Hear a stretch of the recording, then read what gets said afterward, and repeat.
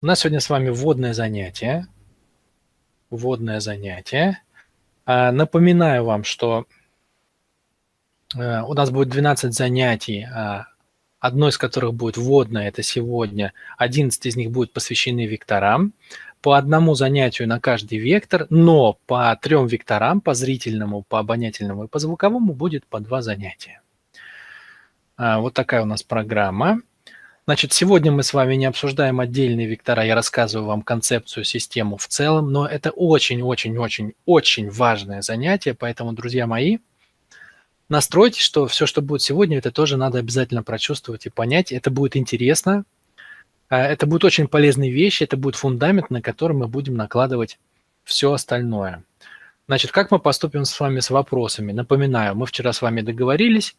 Просто напомню, что я буду рассказывать определенную тему, буду спрашивать у вас регулярно, все ли понятно, все ли окей, движемся ли мы вместе. И по ходу пьесы, по ходу нашей встречи можно будет задавать вопросы по темам конкретным.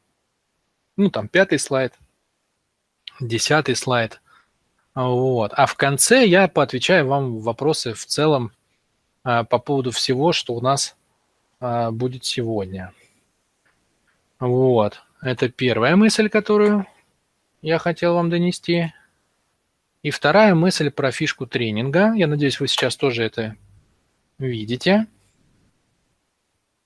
на экране. Значит, фишка нашего тренинга в чем? В том, что я постараюсь показать вам состояние. Состояние, самое лучшее состояние в каждом векторе. Не просто отклонение, как мы обычно это с вами разбирали, ну, с кем разбирали. Не просто, чтобы вы его узнали. На самом деле просто узнавать вектора это бесконечно мало по сравнению с тем, что можно с ними делать. Самое интересное, что можно с ними делать, это настраиваться на их лучшие состояния. Иметь ориентир, иметь камертон, на который вы могли бы внутренне резонировать. Вот. И я, естественно, постараюсь, чтобы вы такой ориентир имели по каждому вектору, а вы со своей стороны постарайтесь не уйти из этого тренинга без этого камертона. Поэтому мы с вами вчера поделили ответственность по тренингу. На вашей стороне вопросы, на моей стороне ответы. Напоминаю вам, что тренинг – это двустороннее мероприятие. Да, в нем всегда ответственность делят тренер и участник тренинга. Ну и, собственно, первый слайд, до которого мы с вами только дошли. Надеюсь, сейчас вам хорошо видно все моськи. Видно ли вам все моськи?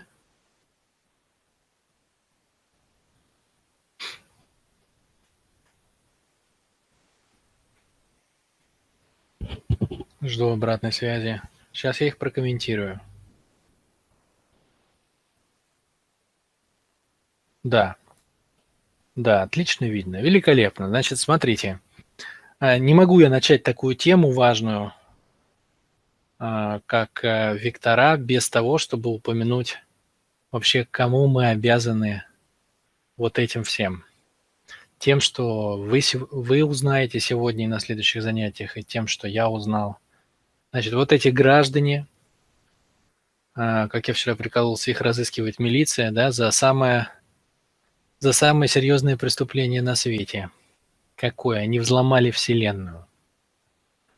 По очереди все. Слева направо, вверху. Я не знаю, кстати, видите ли вы мышку, курсор, да? Ну вот я сейчас показываю. Слева направо статуя из бронзы. Первая – это Гераклит. Гераклит Эфесский. В левом углу ринга. Это тот самый Гераклит, который говорил о том, что нельзя войти в одну и ту же реку дважды. Вот. Дальше справа идет Петр Кузьмич Анохин. Это вообще человек, который внес в науку такое понятие, как система, и обосновал его. Дальше за ним идет Генрих Саулович Альтшулер. Это тот, кто создал теорию решения изобретательских задач. Очень рекомендую тем, кому интересно творческие задачи решать эту штуку. И справа, дальше, мышкой сейчас показываю, идет Владимир Ганзин, Владимир Александрович Ганзин, профессор Санкт-Петербургского университета, который открыл 4 квартали, о которых мы с вами сегодня поговорим тоже. Это пространство, время, энергия, информация. То есть это такие, это прародители векторов. Пространство, время, энергия, информация – это четыре таких описательных категории, из которых вышли все вектора. Ну и в самом низу наш герой, первооткрыватель, восьмивекторный, обращаю ваше внимание, из всех вот представленных здесь лиц, это единственный восьмивекторный человек, это Виктор Константинович Толкачев, который, собственно, явил нам вектора, первое их описание, рассказ о первобытной стае, ну и все вот эти вот прелести. Где-то в конце 70-х годов он начал читать свой тренинг. Вот я вам сейчас покажусь. Надеюсь, что меня видно. Мышку не видно. Ну и черт с ней с мышкой. Обойдемся и без мышки. Значит, смотрите, пару слов про вот этих граждан. Чем они так уникальны? Да? Почему их так немного? Почему, если вы посмотрите, несколько тысяч лет, реально несколько тысяч лет рождалось системное мышление? Я даже не знаю, рождалась ли хоть еще одна дисциплина настолько долго. Вот, и только вот первые росточки потянулись вверх. Знаете, как асфальт пробивают первые росточки? Вот они потянулись вверх, и родилась наша вся системная векторная штука. Значит, что такого особенного в этих людях? Они сделали удивительную вещь. Они сумели оторваться от ощущений, друзья мои.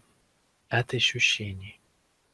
Понимаете, наша жизнь, она проходит... Вот вы можете представить жизнь, чтобы почувствовать, что такое жизнь внутри человека. Это поток ощущений. Это поток ощущений, который все время через нас бежит. Это поток боли и удовольствия в теле. Да, вот когда у человека что-то зажимается, или там ему надавливают, или где-то что-то ему больно, или наоборот ему кто-то что-то делает приятное. Он чувствует ощущения в теле. Ощущения никогда не повторяются. Никогда. Невозможно, вот как невозможно увидеть дважды один и тот же закат, да, или войти в одну и ту же реку. Именно об этом, кстати, и говорил Гераклит. Вот точно так же невозможно совершенно почувствовать дважды одно и то же ощущение. Почему? Потому что каждую секунду вы становитесь другим человеком. Да? Наше тело – это динамическая структура. Оно постоянно меняется, оно в постоянном взаимодействии с окружающей средой. Поэтому я раньше даже, несколько лет назад, я даже начинал лекции таким пафосным заявлением. Типа, ребята, я знаю, сколько вам всем лет. Все такие, как ты знаешь, сколько нам лет? Все пишут в чаты, сколько мне лет, угадай. А я говорил, 7. Почему 7? Потому что за 7 лет полностью обновляется тело. Да? Потому что тело в постоянном изменении, в постоянном взаимодействии с окружающей средой. Вдох-выдох. Да? Выдохнули, какие-то клетки, молекулы вас покинули, вдохнули, какие-то вошли. Кусочек колбаски, как говорил тот же самый Виктор, ты съел, вопрос, это уже ты или еще не ты, да? А если она вышла, если она некачественная, то как бы что получается? Она попала в желудок, но все еще не была тобой и вышла, да? И снова не ты. В какой момент она становится частью меня? Понимаете, внешне тело выглядит так, как будто это объект, но на самом деле невозможно прорисовать границы. Потому что огромное количество клеток все время покидает нас, приходит в нас с каждым вдохом, с каждым выходом. Выпил чашечку воды, сходил пописал, съел колбаску, сходил там еще что-нибудь сделал, вспотел, выспался, да. А вот информацию, вы сейчас видите мое лицо, например, на экране. Это уже вы, это информация, которая у вас вошла и стала частью вашего сознания, или еще не вы? То есть если вы посмотрите на тело, то оно через него проходит огромное количество потоков. И все это ощущение боли, удовольствие, эмоции, обида, страх, ненависть, радость, экстаз, это все ощущения. Вот мы ощущаем жизнь внутри себя как поток ощущений. Поэтому человеку чертовски сложно, очень сложно выйти из себя, да? Не в смысле сабелькой помахать по пьяни, выйти из себя, а в смысле оторваться от своих ощущений. Потому что наши ощущения внутренние – это вся наша жизнь. Ну, то есть, например, для животного сказать «перестань ощущать», да, перестань ориентироваться на свои ощущения. Но это было бы безумие. Потому что у животного вся жизнь, она построена на ощущениях. Он положил морду на лапы, вдыхает запах, чувствует там охотник или жертва или что-то, да. То есть животное внутри – это сплошной комок ощущений, там сплошные импульсы идут внутри и снаружи. Видели, как собака встает, когда, не знаю, когда голодная, например, да? Раз всем телом сразу, как будто у нее изнутри такая волна. И она поднимается сразу, без раздумий, да? Вот приходит импульс изнутри, и она встает. Вот. Так вот вы скажете, что такого, ну, зачем, что плохого в ощущении, зачем от них отрываться? Понимаете, вот эта штука с ощущениями, она делает нас субъективными. То есть каждый из нас ощущает жизнь по-своему. Для кого-то жизнь говно, несправедливо. Одни рождаются богатыми, другие бедными. Да как так можно? Да? Для кого-то наоборот. Кому-то повезло. Кто-то баловень судьбы. Да? Повезло родиться в богатой семье, без напряга, хорошее здоровье. Все дается легко. Ну, там, до поры до времени, например. Он ощущает жизнь совершенно по-другому.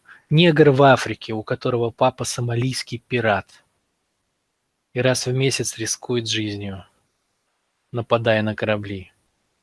Вот, он совершенно по-другому ощущает жизнь. То есть из-за того, что мы ориентируемся на ощущения, мы каждый имеем свое собственное переживание жизни. Для кого-то жизнь – это боль. Вот я, например, работал в компании KPMG с 2004 года по 2007. Там заходишь в офис, огромный офис, куча народу, как конюшня. И у половины народа на компьютере заставка такая бегает. Жизнь – это боль. Это такая там культура корпоративная внутренняя. Ну, там всех напрягают, там реально по кожному выжимают всех. Вот. Но не у всех жизнь. Не каждый переживает жизнь так, да. То, как внутренне ощущает жизнь грузчик, совершенно не то, как ощущает жизнь инженер, который построил здание, где происходит погрузка. И совершенно не так, как ощущает, например, пилот самолета. И совершенно не так, как ощущает мама-домохозяйка, когда пирожки достает из духовки, ставит на стол, раскладывает и деткам своим дает. Да? Это совершенно разные ощущения жизни. И из-за этого мы никогда не могли жизнь понять. Из-за того, что у каждого свои ощущения жизни, из-за этого никогда было... Вот один говорит, жизнь это вот так, жизнь это что-то такое квадратное, объемное, это куб, да? Другой говорит, нет, жизнь, вы ничего не понимаете, жизнь это шар, это совершенно другое, это что-то там тонкое, вы просто бесчувственные, поэтому вы ничего не чувствуете. Третий говорит, жизнь это свобода, например, да? Вы там пока заняты своими какими-то умозрительными представлениями, вы не понимаете, жизнь это быть первым, это двигаться вперед, это создавать новый мир, понимаете? И никогда люди не могли понять, что ж такое жизнь, потому что для одного жизнь одно, для второго другое. Так вот, что сделали эти граждане, друзья? Почему я показал вам их рожи и почему я с таким почтением и преклонением отношусь к ним? Потому что эти люди сумели преодолеть свои ощущения.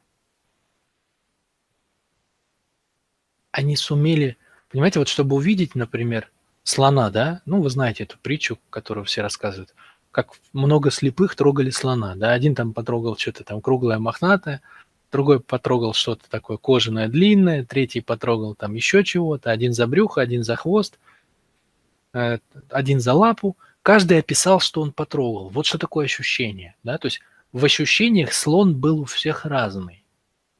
Но чтобы увидеть слона полностью, а его не увидишь полностью, пока ты близко, да, потому что ты носом уткнулся в его шкуру, ну, воняет еще, да, вот, вообще хочется глаза закрыть. То есть ты же видишь только кусок, а как увидеть слона полностью?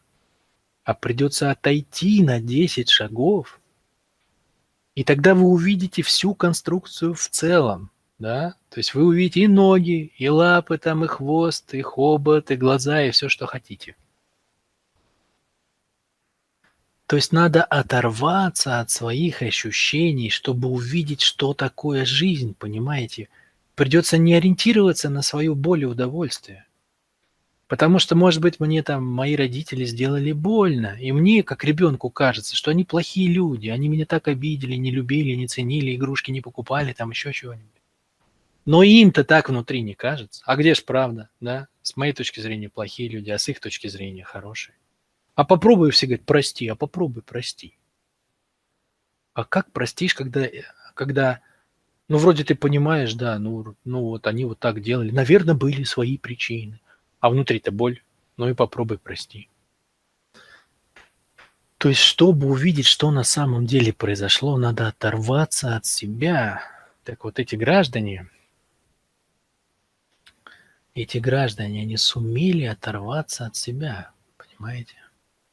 И они увидели постепенно, они собрали нам видение, что такое жизнь. Понятен ли вот этот вот трюк, который, который они совершили? То есть понятно ли как бы вообще, что как родилась система? В чем основная сложность? То есть почему так мало людей вообще были способны это сделать? Потому что пришлось отвлечься от того, что мы называем своей жизнью.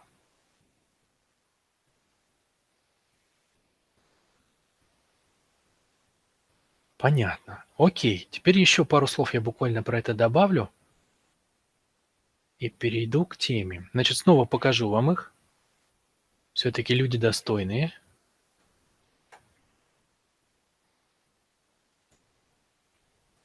Вот они.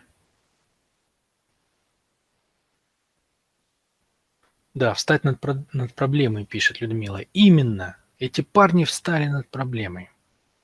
Так вот, расскажу вам чуть подробнее про Гераклита, буквально пару слов. А потом, ну, про всех остальных уже дальше в целом. Значит, смотрите, Гераклит. Я не знаю, что курил Гераклит, честно. Что курил Гераклит, что он там съел там или выпил. Но каким-то образом он пришел к одной фразе. Она называется «Все есть одно», точнее она звучит, «И одно есть все». Вот как вы это понимаете? Как вы понимаете вот эту фразу? Все есть одно, и одно есть все. Вот эта фраза стала началом системного подхода.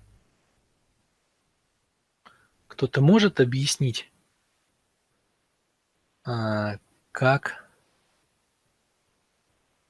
как так произошло? Как так произошло, что с этого все началось? Именно с вот этого утверждения. Вот, например, Виктор именно Гераклита называл своим учителем. И я понимаю, почему. Я понимаю, почему. Потому что реально вот это вот все есть одно, и одно есть все. Если вы вдумаетесь в это взрывает мозг. целостность, корреляция. С точки зрения Людмилы и Елены. Вот смотрите, послушайте. Послушайте, как я это понимаю. Как бы я это объяснил. Вот эта способность, сейчас я... посмотрите, кстати, посмотрите на экран, вы там видите матрешки, да? Я не просто так поместил. Там справа внизу есть матрешки и есть пазл. Так вот, что такое матрешки? Это и есть иллюстрация того, что все есть одно, да? То есть матрешка, она построена по одному принципу. И поэтому, если мы берем там 20 матрешек, то они узнаваемы, да? То есть они подобны. Это называется принцип подобия. Вроде как они разные по размеру, вроде как они разные по весу, они разные по объему. Но принцип, по которому построена матрешка, он везде один. Везде один. Вот это и есть все есть одно, и одно есть все. Что нам это дает? Вот представьте. Допустим, вы разбираетесь в какой-то сложной технике. Ну, например, вы разбираетесь в самолетах. Вот вы берете новейший российский истребитель. Я совершенно не разбираюсь в истребителях. И вообще у меня с этим делом плохо. Но это только лучше, потому что для меня этот пример такой же, как для вас. Значит, допустим, вы разбираетесь в том, как устроен современный новейший военный российский истребитель. Или не российский, любой другой. Допустим, вы прям как бы специалист в этом. Тогда смотрите, что получается. Вот я, будучи специалистом, я понимаю, как устроен этот самолет. Я понимаю, как работает все, как у него тяга там возникает, как он взлетает, как у него механизмы какие устроены, работают. Я понимаю, почему он именно такой формы. Ну, то есть я прям понимаю, как это все в нем работает. И если я понял такой вот новый истребитель, то понятное дело, что если я посмотрю на обычный гражданский самолет, то что я увижу? Да я увижу то же самое, понимаете? Только более простую версию, правильно? То есть если я знаю сложную конструкцию, самолет, да, а самолет – это система перемещения в пространстве в 3 измерениях, да? То есть если я увидел сложную систему перемещения в пространстве в 3 измерениях, это что значит? Что он летает, да? Не просто влево-вправо, как автомобиль, а он еще вверх-вниз. То понятное дело, что любой более простой самолет, то я тут сразу пойму тоже. Я сразу пойму, что крылья – это за счет чего он взлетает. Сразу пойму там, там все механизмы будут такие же, только проще, да? Только проще. А если я, например, возьму не самолет, а автомобиль? Смогу ли я разобраться в автомобиле, если я знаю, как устроен самолет военный? Да, конечно, господи, это же еще проще. Точно так же есть кузов, да? Ну, то есть есть капсула, где сидит человек. Точно так же есть колеса, только самолет мало ездит, он в основном летает. Ну, а это только чтобы ездить. Также влево-вправо она ездит. Да все то же самое. Только в 100 раз проще. А если я возьму телегу? Смогу я разобраться в телегах, если я разобрался в том, что такое военный самолет? Да, конечно, это еще проще. Это еще проще, потому что вместо двигателя будет просто лошадь, да? Вместо двигателя лошадь. А так все то же самое. Тоже есть капсула, где сидит человек. Тоже есть колеса, чтобы перемещаться. Тоже есть влево-вправо там система, только это поводья, а не руль. Ну, то есть, если как бы ты однажды разобрался в том, как устроена сложная система, то ты везде начинаешь видеть ее, да? что все, что перемещается, будь это поезд или самолет, или телега, или автомобиль, у него есть как бы что-то, что соприкасается с окружающей средой, ну там колеса или крылья.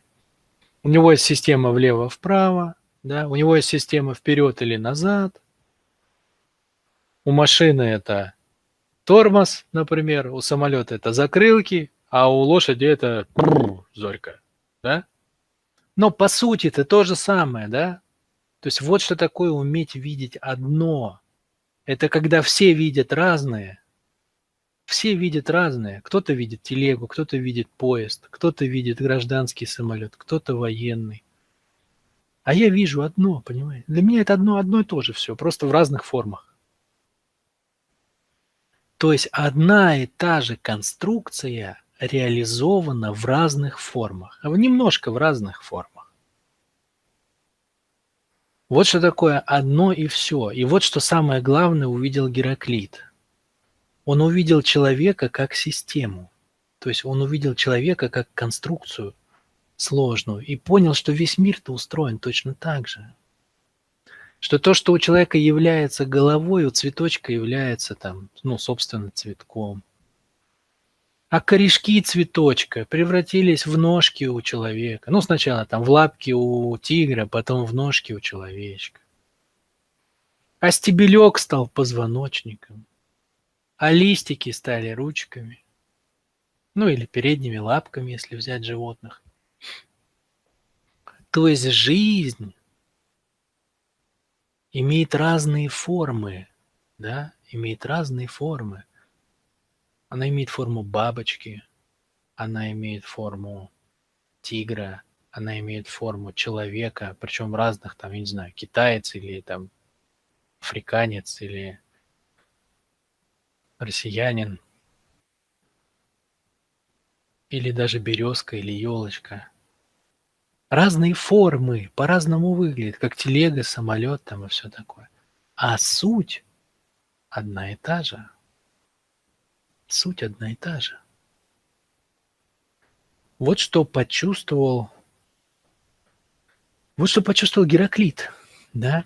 То есть он почувствовал, как будто есть некая, знаете, такая заготовка заводская,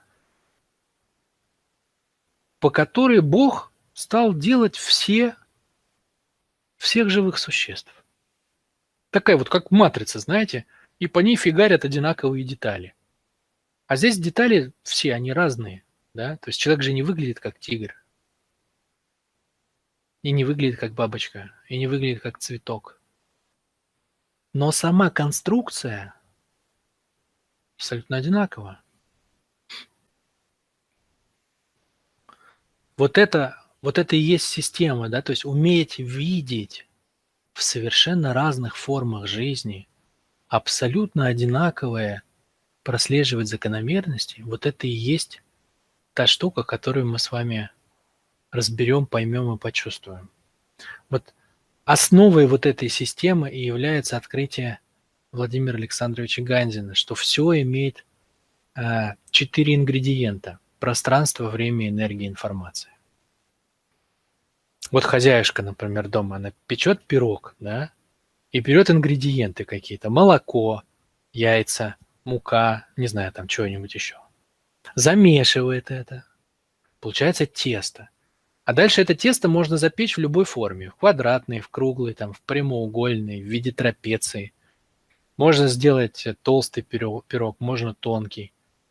Форма не важна, важны ингредиенты. Вот здесь то же самое. Когда жизнь создает разные существа, она берет 4 ингредиента. Она берет пространство, чтобы родилось наше тело. Она берет время, чтобы у нас появилась функция смерти и рождения. Она берет энергию, чтобы каждый из нас жил своими собственными желаниями, да, и шевелился, реализовывался, да, думал о себе, о своем животе. И она берет информацию, чтобы родилось наше сознание. А дальше она это смешивает, взбалтывает, и рождаются, да, Рождаются разной степени осознанности, с разными телами, совершенно разные существа. А состав один. Вот это и есть то, что нам дали вот эти граждане. Окей? Фракталы, да, да. Вот это как бы базовый принцип фрактала. Что вы не возьмете, будь это мобильный телефон, будь это там, я не знаю, ручка или кружка, или я сам, или шмотки на мне, а все создано по образу и подобию, по одному и тому же. Вот эту штуку нащупали все эти граждане, а Виктор разложил ее не на 4, как я вам рассказал, да, пространство, время, энергия, информация, а на 8, которые мы с вами познаем со всех сторон. Зашла ли эта мысль?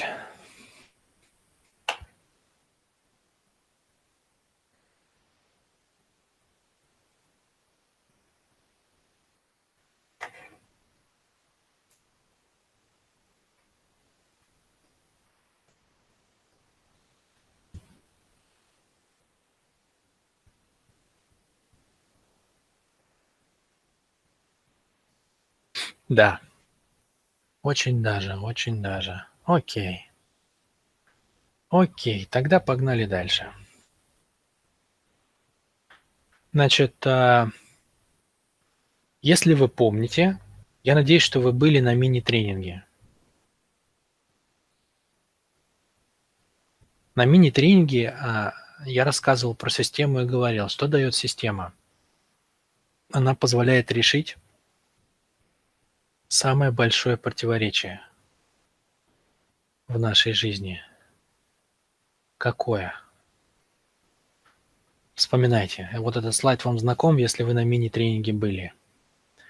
Значит, в чем наше противоречие? Наше противоречие в том, что мы постоянно играем в игры. Более того, мы от игр кайфуем. От разных, да?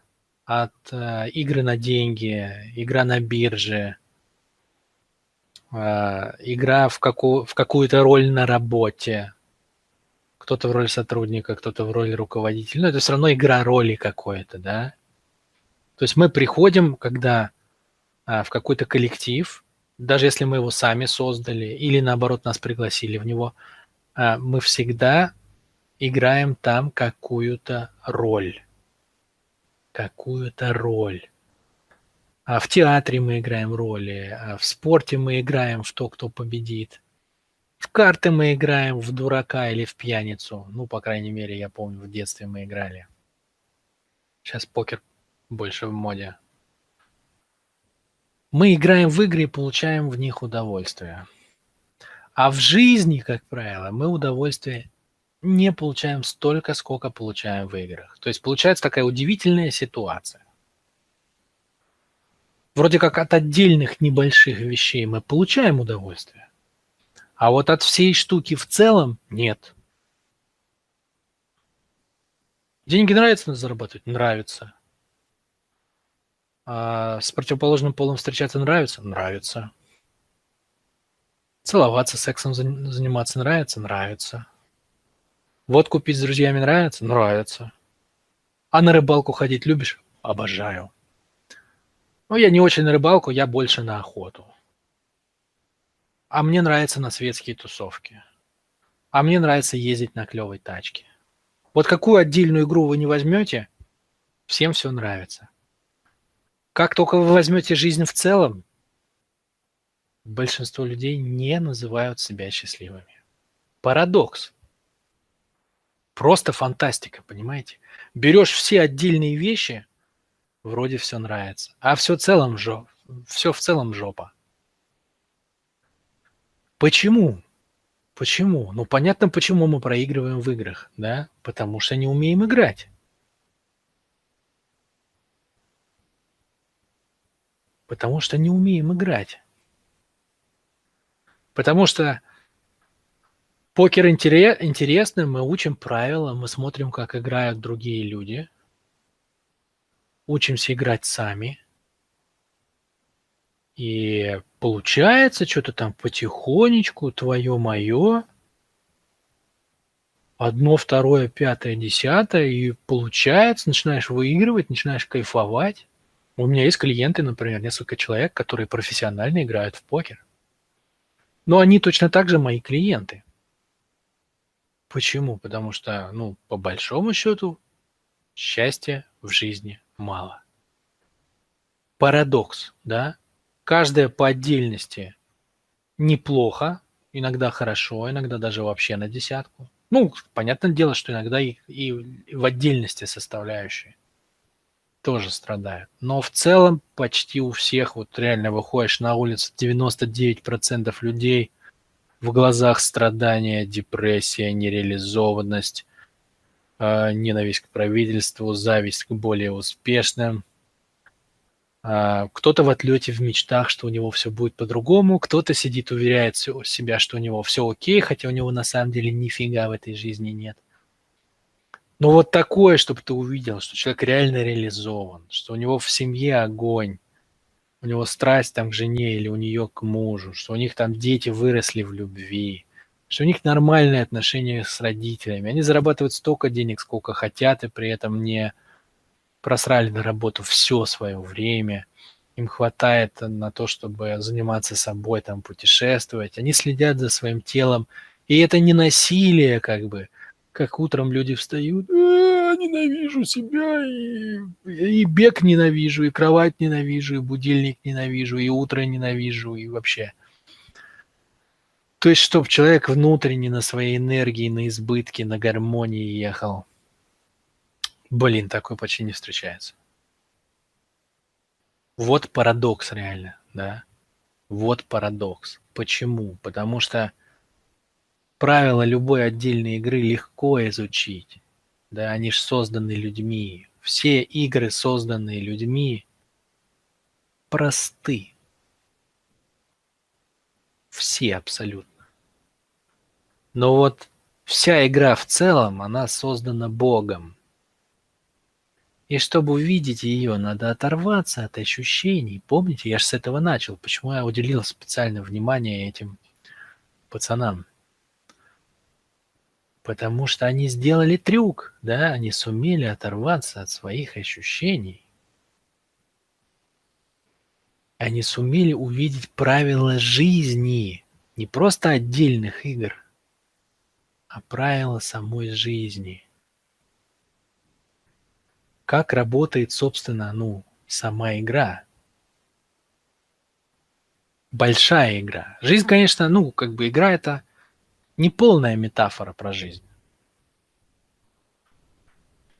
Не самая, может быть, даже не самая лучшая, но все-таки в жизни много от игры, да. В жизни есть выигрыш, в жизни есть правила, в жизни есть другие игроки. То есть очень-очень много общего.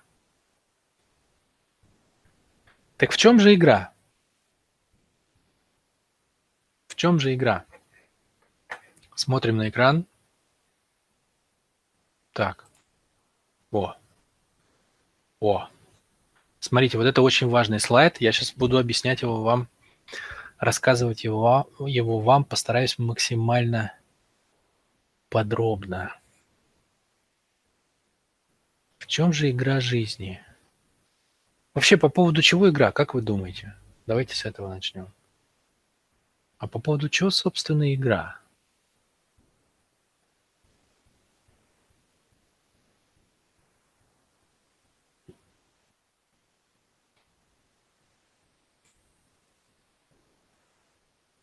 По поводу чего, собственно, происходит игра под названием «Жизнь»?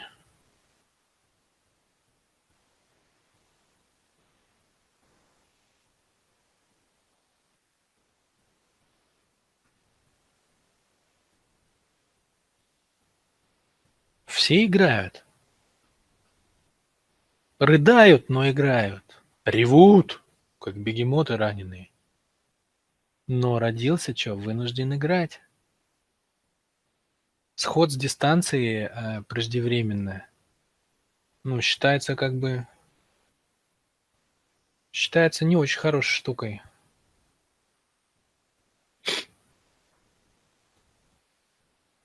В религиях так вообще отрицается. Игра по поводу понимания жизни, восприятия или отношения к жизни. Выжить. Выжить, выжить, выжить. В реализации во всех направлениях. Вот Людмила пока что теплее всех в этом вопросе. Счастье ищем. Да, конечно, друзья мои. Ну, конечно. Есть два основных ощущения, которые мы ищем. Это счастье и радость. Да? Счастье и радость. На самом деле это совершенно противоположные вещи. Вот их комбинация двух этих противоположностей, мы еще поговорим с вами об этом, она и является, собственно, нашей целью. То есть мы ищем ощущений. Вот я же начал, помните, кто как чувствует жизнь? Через тело, через боль и удовольствие, через эмоции. Так вот, суть игры, понимаете, это прийти в эту жизнь и получить как можно больше, как можно более клевых ощущений. Как можно больше, как можно более приятных ощущений. Вот это суть игры, понимаете? Вот ради этого происходит все. Ради этого происходит все. Ощущения, в каких ощущениях ты проживешь, в каких я. Почему мы так паримся, сколько денег заработать, успеть попутешествовать, успеть встретить человека любимого и составить с ним семью? И Маслоу даже, в том числе Михаил Иванов, был об этом. Хотя то, что мы с вами будем сейчас проговаривать, это не Маслоу, но в целом подход как бы схож. Ощущения. Ощущения, понимаете, тело нам дано, чтобы почувствовать жизнь. И так хочется, чтобы это тело и душа, томящаяся в нем, получили как можно более разнообразные, как можно более интересные ощущения. И все наши телодвижения, и каждый наш выбор, в каком вузе учиться, на ком жениться или за кого выйти замуж, купить сейчас в кафешке, заказать чай или кофе, и сколько ложечек сахара туда положить. И на какой вебинар прийти, какой вопрос задать. Все ради ощущений. Все ради ощущений. Вот это есть большая игра. Огромная махина под названием «жизнь». Она выражена разными формами, телами. Да, вот вы видите сейчас на экране есть неживая форма жизни, да, минералы, вода, например. Есть растительная форма жизни. Цветочки, елочки, березки. Есть животная форма жизни. Жучки, паучки, тигры, обезьяны, львы, гориллы, крокодилы. И есть человеческая форма жизни. И это, друзья мои, мы с вами. Так вот, большая игра заключается в том, что жизнь в разных формах. Она хочет ощущений. Хочет, она их жаждет. И на этом все построено. Каждая форма жизни, она хочет своих ощущений, пытается их почувствовать. В этом весь смысл. То есть вот ради этого, собственно, все и происходит. Я сейчас к вам вернусь, но я надеюсь, что вы запомнили эту картинку, я вам ее еще покажу. Значит, смотрите. Помните, да, там было 4. Там был камень, растение, животное и человек. Это мы знаем с биологии еще, да, что есть 4 формы жизни основные. По сути дела, это и есть пространство, время, энергия и информация, о которых я говорил в начале, да, то, что нам дал Владимир Гандин. Но это, скорее всего, вам еще непонятно, и это нормально. А давайте посмотрим сначала на игру, да, на игру, как она устроена. Значит, смотрите, вот Вселенная так и развивалась, как вы знаете. 14 миллиардов лет назад появилось неживое вещество, растений еще не было. Была звездная пыль там, какой-то туман, что-то там с кем-то, я не знаю, столкнулось, взорвалось, появилось, раскрутилось, раскрылось, расширилось, пошло-поехало. Короче, как-то так все это произошло на неживом уровне. Потом появился растительный, потом животный, потом человеческий. Обратите внимание на то, что чувствует себя жизнь в каждой из этих форм. Вот это очень важная информация, сосредоточьтесь, потому что вы потом увидите, что то же самое происходит с людьми. Вот мы берем камень, да? Мы называем камень неживой природой. Почему? Потому что, ну, условно говоря, камень не смертен, да? Он вообще смертен. Ну, то есть, если вот он лежит, он там через 100 миллионов лет, он там рассыпется, в пыль превратится, что-то с ним будет. Но просто у него такой большой период, что по сравнению с человеческой жизнью, ну, вообще ни о чем. Наша жизнь, да? То есть мы как будто, ну, он как будто бессмертный рядом с нами. Поэтому мы называем, условно говоря, неживой, да? То есть он не чувствует, что с ним может что-то произойти. Он в вечности. Вы просто настройтесь на состояние камня, да? Вот такое удивительное упражнение. Наверное, вы никогда в жизни не делали. Хотя камней вы видели бесконечное количество. Вот просто представьте, что вы камень. Представьте, есть вечность. И вы камень. И вам вообще на все пофиг. Почему? Потому что вы не смертны. У вас нет желания есть. А зачем? Вы же не умрете, если не поедите, правильно? Поэтому у камня нет желания как бы к питанию, к дыханию, к сну. Нет желания взаимодействовать с кем-то. Это ничего не поменяет в его жизни. У камня есть только одна базовая способность – ощущать пространство. То есть быть пространством. Быть, да? Вот единственное желание камня – быть. Просто присутствовать в реальности, понимаете? Все, никаких желаний больше нет. Просто присутствовать. Это достаточно для камня. Все, на этом все закончено. Вот правда, если вы начнете, если вы попытаетесь лишить камень его одного простого базового желания, то здесь он будет сопротивляться изо всех сил, да? Попробуйте раскалите камень кулаком. Он вам не дастся. Вы разобьете руку. Камень более плотный. Да? Что такое плотность? Вот желание жить в камне, оно выражено его плотностью. Камень больше хочет жить, чем ваша рука, чем стекло, чем дерево. Поэтому все сломаются об камень. Он круче всех. Да? То есть желание быть на уровне неживой природы выражено плотностью. Это как бы, можно так сказать, сила камня, да, в его плотности. Если вы возьмете растение, это совершенно другая жизнь. Совершенно.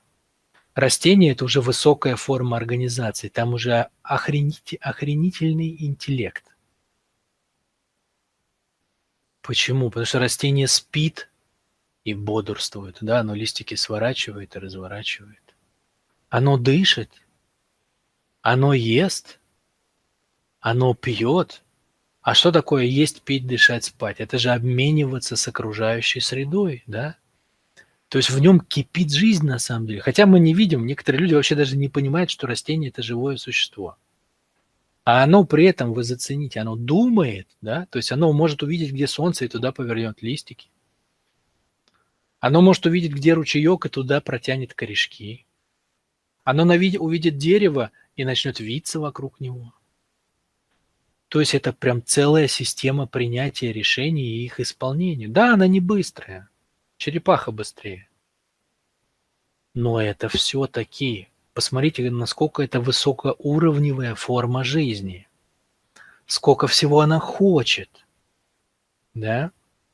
И самое главное, что отличает растение от камня. Вот камень – это пространство, да? Поэтому желание просто быть, присутствовать в пространстве. А растение имеет другое ощущение, оно чувствует время, представляете? Растение чувствует время, как мы с вами. Вот сидит, например, Елена Замчалова сейчас, или Михаил Иванов, или Александра Митрофанова. И все трое чувствуют время, да? Вот сейчас идет вебинар, там 21:04 по московскому времени. Вот я чувствую время, и вы чувствуете время. Представляете, растение тоже чувствует время. Оно чувствует, что оно смертно. Оно не знает об этом, то есть головы у него нет. Но в ощущениях у него есть, что оно меняется со временем. Вот у камень не меняется со временем, поэтому он не чувствует время. А у растения есть периоды. Да, когда оно заколосилось только, когда уже выросло, когда там опали какие-нибудь с него эти хрени, через которые оно размножается. Оно, кстати, размножается именно потому, что чувствует время. Ему надо продолжиться. То есть из-за того, что оно чувствует время, оно чувствует смертность, конечность свою, да, и оно хочет продолжить другим телом, да, свой опыт передать, потому что есть уже некая индивидуальность в этом. Ведь я же выросла, да, вот елочка растет на определенном месте, ведь она же вот именно тут выросла, то есть есть что-то индивидуальное в этом, она это ощущает, она хочет передать это во времени. И передает, да. Это очень примитивная жизнь растения. Где выросло, там выросло. И оно не может перебежать там в то место, где солнца больше. Не может. Оно не может заботиться о себе, о своем животе. Не может растение это делать. Но все-таки это какая мощная структура по сравнению с камнем. А если вы возьмете животное, это вообще взрыв мозга, да? Потому что животное хочет быть, как камень, хочет есть, пить, дышать и спать, хочет взаимодействовать и размножаться, как растение. У него тоже есть пестики и тычинки, только называется это уже по-другому, да? Женские и мужские половые признаки. Ну, точнее, самка и самец. Все это, вот все, что хочет растение, животное хочет тоже. Но у животного уже есть своя индивидуальность. То есть животное от слова «живот», заботится о своем животе.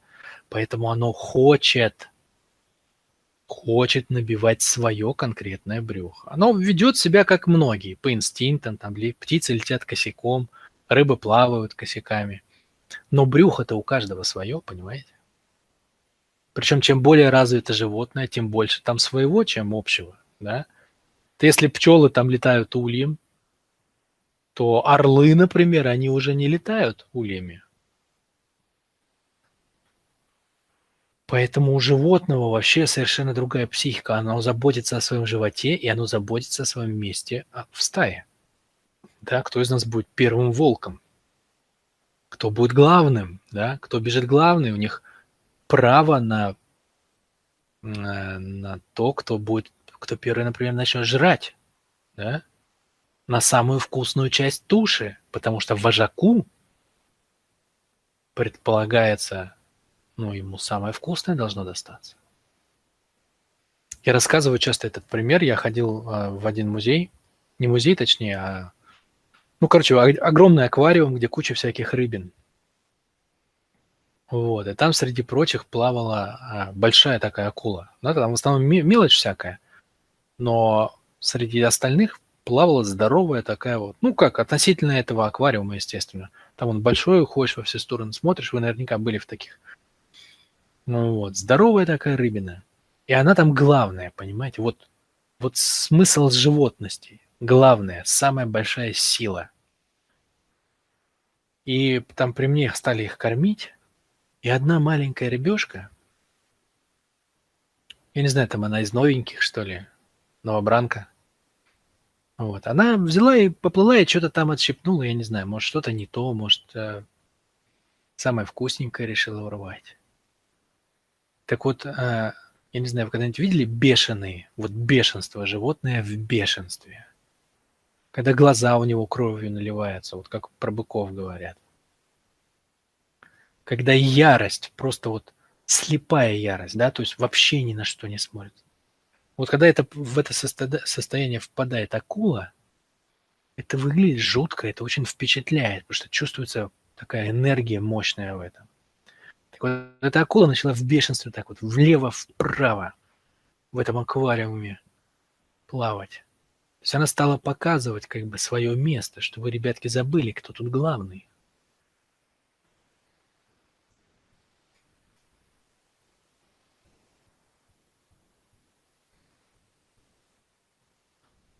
Вот это животное, да?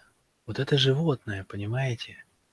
Чувствовать свою силу, вот это в животном, вот это животность, да? Вот это то, что в нас, чувствовать себя сильным, быть выше остальных, зарабатывать больше денег, чем сосед, делать более классные штуки, больше котироваться у противоположного пола, понтануться, хвастануть. У нас очень много вот это. Вот это наша основа, это наша суть. Да, то есть у каждой формы жизни свои ощущения. Чем более ты прост, тем более простые ощущения. И человек, да, вот если вы посмотрите, напомню вам, вдруг вы забыли, и человек, человеческая форма жизни – это самые большие ощущения, какие только можно. Это способность развиваться, то есть способность менять реальность. Представляете, камень ничего не может поменять в реальности. Дерево ничего не может поменять в реальности, только свое место там ищет в ней, хочет продолжиться. Тигр, ну, он пытается употребить реальность по максимуму, но он ничего не меняет в реальности. А вот человек может менять саму реальность, поэтому он перекраивает ландшафт, как дети в конструктор играют, видели? А давай построим замок, а давай башню тут, а не, давай не тут, давай вот тут, а давай здесь ров выроем, а давай. Все, что хочет, творит человек. Он землю копает, перекапывает, ломает, строит. Он плавает, ездит, прокладывает железные дороги, отстреливает животину, отрывается по полной.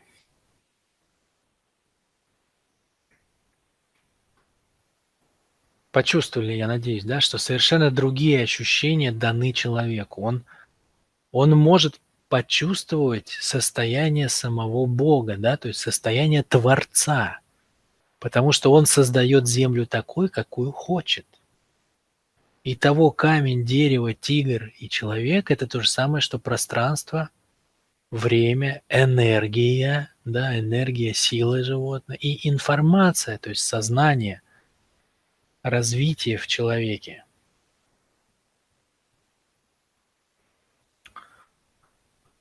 Увидели это, я надеюсь? Увидели это, я надеюсь. А теперь самое удивительное в этом во всем. По сути дела, мы дошли до самого важного, наверное, что, ну, одного из самых важных вопросов, который нам с вами сегодня надо почувствовать, ощутить, понять.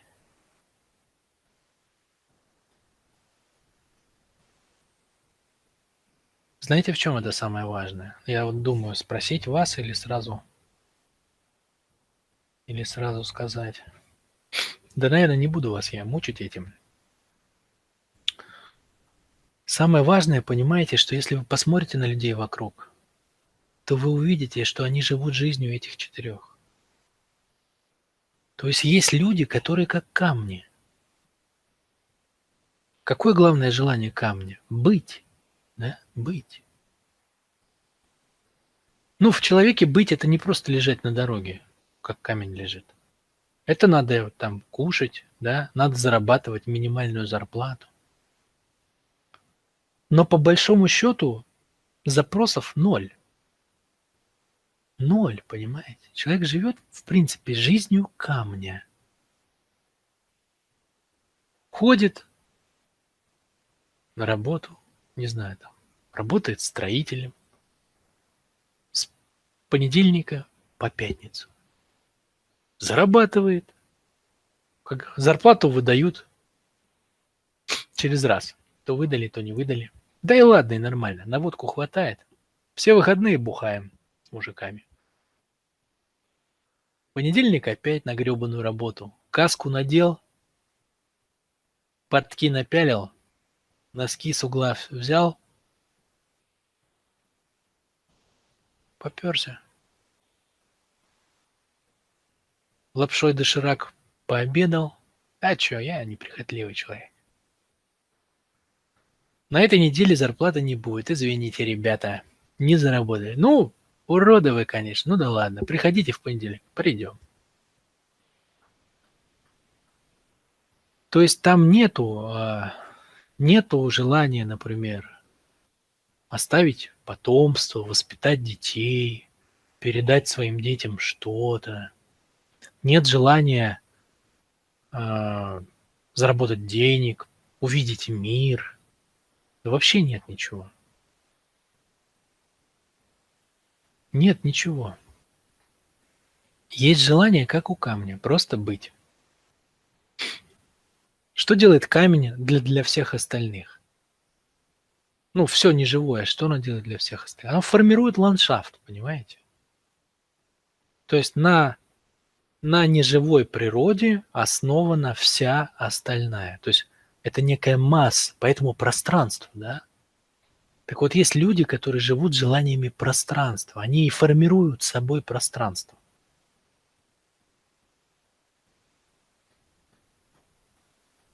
Есть люди, которые живут желаниями растений.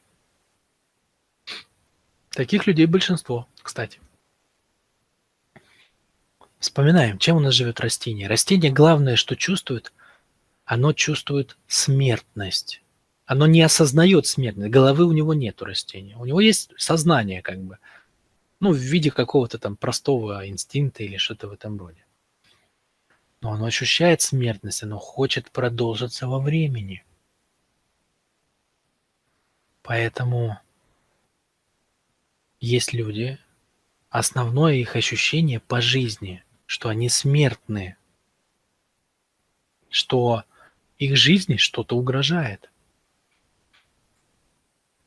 Что главное в их жизни, это чтобы у них было завтра, чтобы это было с гарантией.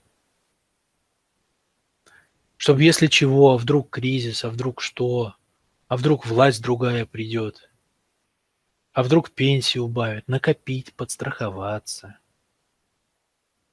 Основа их внутреннего состояния – это поиск стабильности, гарантии, защиты. То есть это не те люди, которые вот пришли в этот мир взять его, да, и хотят взять как можно больше. Нет, это следующее. Это те, кто проживает жизнь животного. А те, кто проживает жизнь растения, они понимают, что а, они слабы перед жизнью. Такое у них основное внутреннее состояние – это состояние бессилия. Бессилие, что мир большой, непонятный, страшный, что непонятно, как там, чего. Вот мне бы вот какой-то мой уголочек, мою бы вот квартирку, свечной заводик, чтобы детки были пристроены, чтобы родные и близкие были рядом. Но я же не просто так родился, да, то есть, коли я смертен, есть что-то вот есть во мне, хотелось бы детей воспитать, сыну передать, какие-то навыки свои, какие-то свои, какое-то знание свое, понимание, отношение к жизни. То есть, свою какую-то уникальность. Это же из уникальности приходит ощущение смертности, да, что я не похож на остальных. Стало быть, если я помру, то помрет что-то очень, очень ценное. Поэтому они ищут какой-то свой уголок, свое дело, вот свой какой-то там, не знаю, врачебный кабинет, где ты работаешь, свое место на работе. Кто-то устроился, и все уже с гарантией потихонечку, полигонечку. Ты до чего-то там дослужишься, дойдешь, заработаешь на пенсию, заработаешь репутацию. Но в целом по жизни это не это не броситься в поток жизни, да, и начать там руками, ногами искать свое удовольствие. Нет, это больше как бы, это некое состояние послушания, да. Мир, ты большой, ты страшный, вот дай мне мое место, я найду некое свое ощущение комфорта в нем, буду соблюдать правила, заповеди Божьи или там какие-нибудь ведические правила, или правила, как надо себя вести на работе, или правила поведения в обществе, неважно. Главное, чтобы были правила, чтобы я их соблюдал, да. То есть я живу по правилам, как пешка в шахматах. Вот это жизнь по принципу растения, да, то есть где вырос, ну вот как пошло, так дальше вот оно развивается, растение, оно растет вверх, оно набирается, там, наливается соком, оно продолжается во времени, но оно не живет кайфом животного. Вот основной кайф животного, да, вот есть люди, которые живут жизнь животного. Это совершенно другое состояние. Основной кайф животного – это потреблять эту жизнь, кушать ее, понимаете? Рассматривать все вокруг как способ получить удовольствие от этого. Вот это активная жизненная позиция по-настоящему.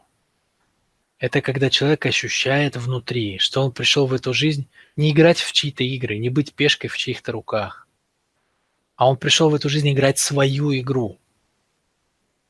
Свою игру. И все, с кем он сталкивается, все, кто встречается на его пути, это какие-то участники, какие-то фигуры в его игре. Потому что он чувствует свою энергию, он чувствует способность двигаться, он чувствует голод внутри, голод до ощущений. Вот тот, кто живет по растительному принципу, он скорее ощущает как, что ну, мне много не надо, потому что он понимает, что если ты голоден до ощущения, если ты хочешь получить много, если ты хочешь много денег, ты хочешь попробовать мужчин, женщин, там, ну, в зависимости от пола, если ты хочешь путешествовать, если ты хочешь в тусовках, ну, это надо быть другим, да? Надо отказаться от стабильности, от внутренней, надо меняться, надо договариваться, надо быть гибким, надо быть подвижным. Надо держать нос по ветру, надо чувствовать, что происходит вокруг, надо своей энергией уметь управлять. Нельзя вестись на эмоции, да? То есть совершенно другая жизнь.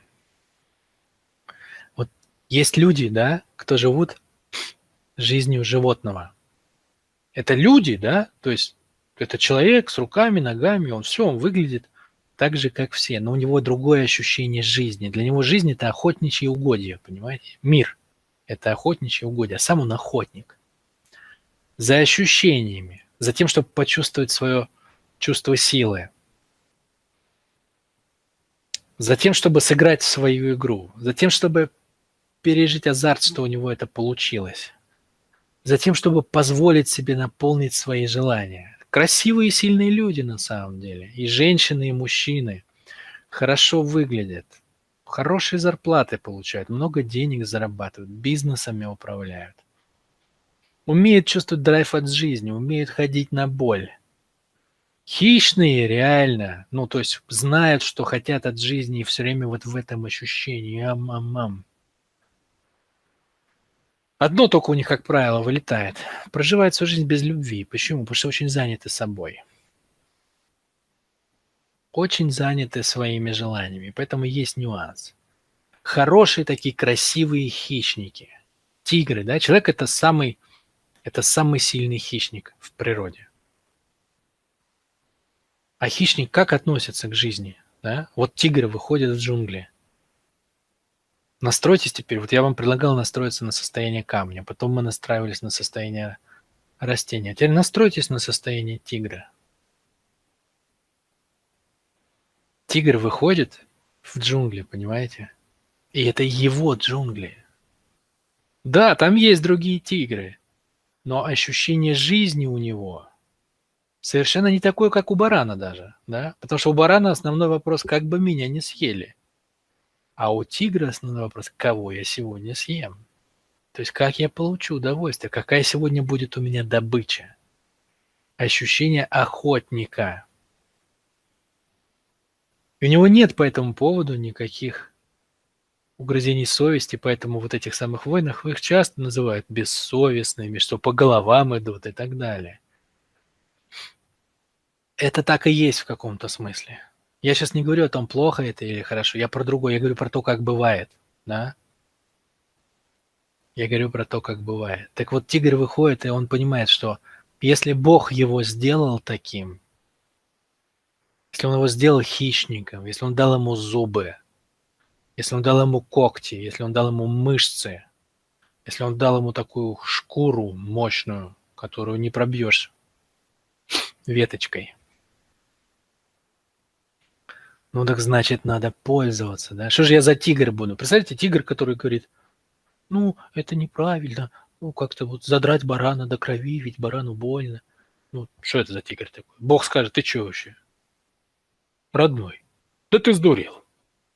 А нахрена я тебя делал тигром тогда? Иди, давай, ну, ты ж царь джунглей, иди, кушай, кушай жизнь. Вот есть люди в животном состоянии. Они раскрыли для себя, что такое кушать жизнь. Они зарабатывают деньги, они ловят ощущение драйва. Это в том числе кожный вектор, про который мы с вами говорили, но не только он. Вот, то есть они не пешки в чьей-то игре, они все играют свою игру.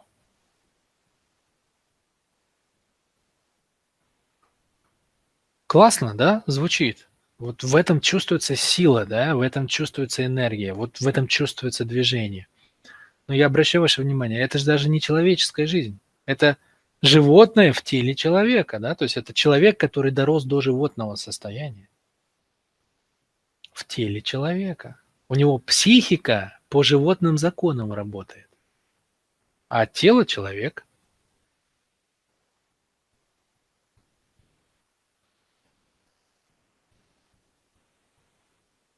Но есть четвертый уровень, да, четвертый уровень.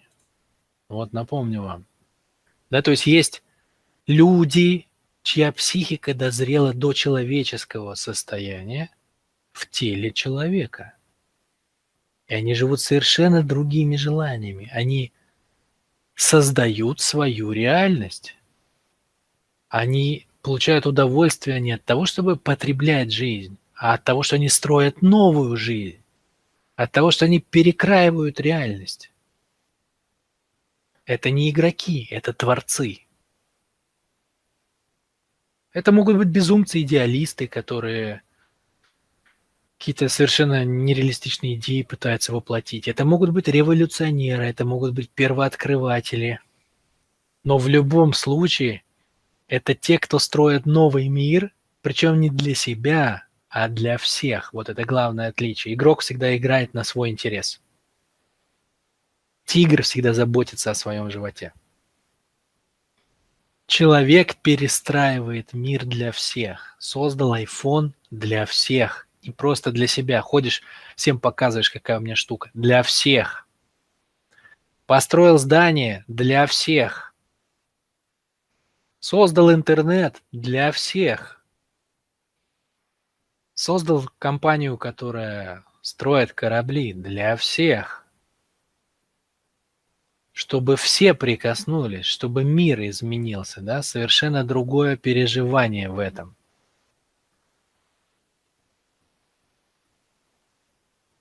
Состояние человек в человеке, да, то есть тот, кто ощущает целостность и хочет обогатить ее. Если вы помните, я рассказывал про звуковой вектор, да, его удовольствие состояния Творца. От чего? Не от того, что я больше вас, или умнее, или сильнее, или быстрее, или еще как-то, а от того, что вы кайфуете от того, что я сделал. То есть от того, что то, что я создал, мое творение, будь это что угодно, книгу написал, картину нарисовал, здание построил, автомобиль изобрел. Но от того, что вы садитесь и говорите «вау» в этом автомобиле.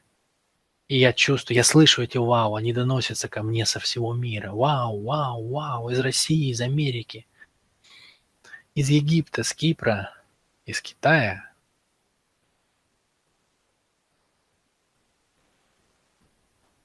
Вы увидели это, друзья мои? Вы увидели, что вот она, вот оно одно. Видеть, что все есть одно, и одно есть все, да? Вот оно единое в разном.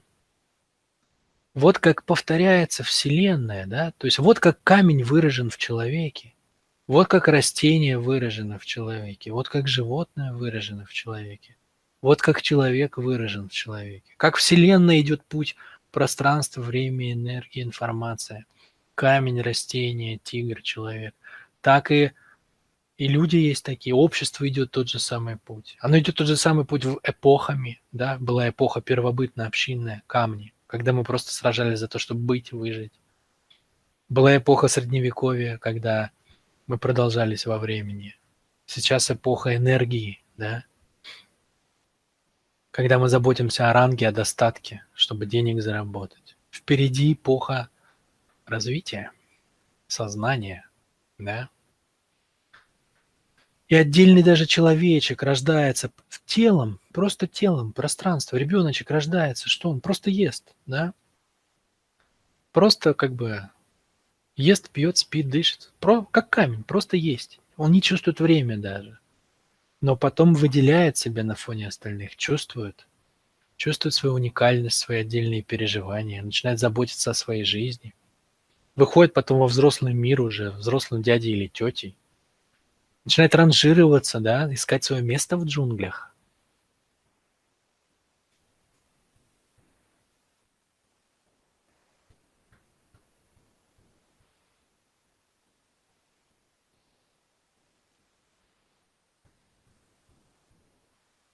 Что, только трое поймали, да? Только Александр и Татьяна?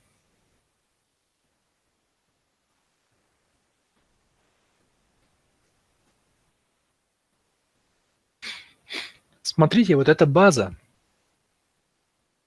Это база, с которой надо понять. Это то, с чего начинается предназначение, друзья мои. Я буду говорить о векторах дальше, да? Я буду много говорить и о предназначении тоже. Мы даже сейчас уже первую склейку сделаем с предназначением. Но вот этот вопрос, он является первым. Если вы прям понимаете тему, да, если вы понимаете, как устроена жизнь, а она вот так устроена везде. Пространство, время, энергия, информация. Камень, растение, тигр, человек. Быть продолжится, наесться, почувствовать свою силу и развиваться. Это все одно и то же. Так вот, первый вопрос, на который вы должны ответить в своем предназначении, можете ответить прямо сейчас сами себе. А какую жизнь вы хотите прожить? Вы хотите просто побыть здесь, в реальности, на планете? Быть ландшафтом для тех, кто играет в свои игры? Или вы хотите прожить жизнь растения, да? Позаботиться, родить детей, позаботиться о них, создать семью, найти работу, спокойненько отработать свое и до свидания. Стабильно, тихо, скромно, не вылазя. В защищенности от штормов и всяких перетрубаций этого мира. Или вы хотите прожить жизнь животного, да, сыграть свою игру, отведать этот мир на вкус, во всех его ощущениях, во всем его многообразии, попробовать разное, отвязаться от стабильности и взять риск, и за это получить другую судьбу, да, то есть другую жизненную стратегию. Или вы хотите зайти еще дальше и научиться думать не собой, а многими, да, но и за это получить совершенно другие ощущения. Вот с этого вопроса начинается предназначение. Кто вы будете в этой жизни? Да, вы все будете иметь тело человека. Мы все имеем тело человека. Но какую роль вы возьмете на себя? Вот с этого начинается понимание векторов, потому что каждый вектор, вот, обращаю ваше внимание, ниже идут символы векторов, да, вот эти. Вы мышку не видите, да, как я понял? Ну ладно, хрен с ним, я просто буду описывать вам. Вот эти вот, первая пара, да, где желтый овал, оранжевый овал – это символ орального вектора. И 4 кирпичика черных – это символ мышечного вектора. 8 векторов попарно, они дают нам прожить разные состояния. Оральный вектор и мышечный вектор дают нам прожить состояние камня. То есть состояние просто быть. Это не так плохо просто быть, чтобы вы не думали об этом, да? Как о чем-то примитивном. В этом состоянии есть свой кайф.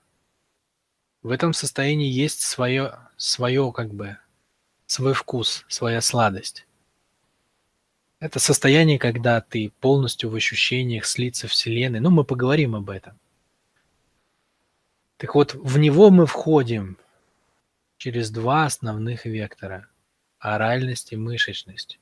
Два других вектора, следующие, где зеленый круг и коричневый квадрат, вот они, позволяют нам прожить состояние растения.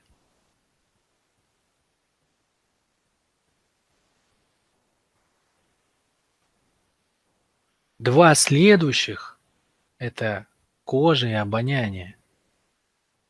Это звериная природа в нас, самая сильная животная природа. Это наша энергия. Ну, у кого есть, естественно. Да? Это наш голод, это наш зверь, это наше брюхо, это наш ранг. И два следующих – уретра и звук. Звук – это синяя восьмерка, да? Бесконечность. И красный треугольник, уретральный. Уретра и звук позволяют нам творить новую вселенную. Да? Прикоснуться к состоянию Бога. Это может каждый из вас. Создать что-то, что изменит этот мир. Я меняю мир. Самый большой кайф человека, который он только вообще может пережить. Я меняю мир.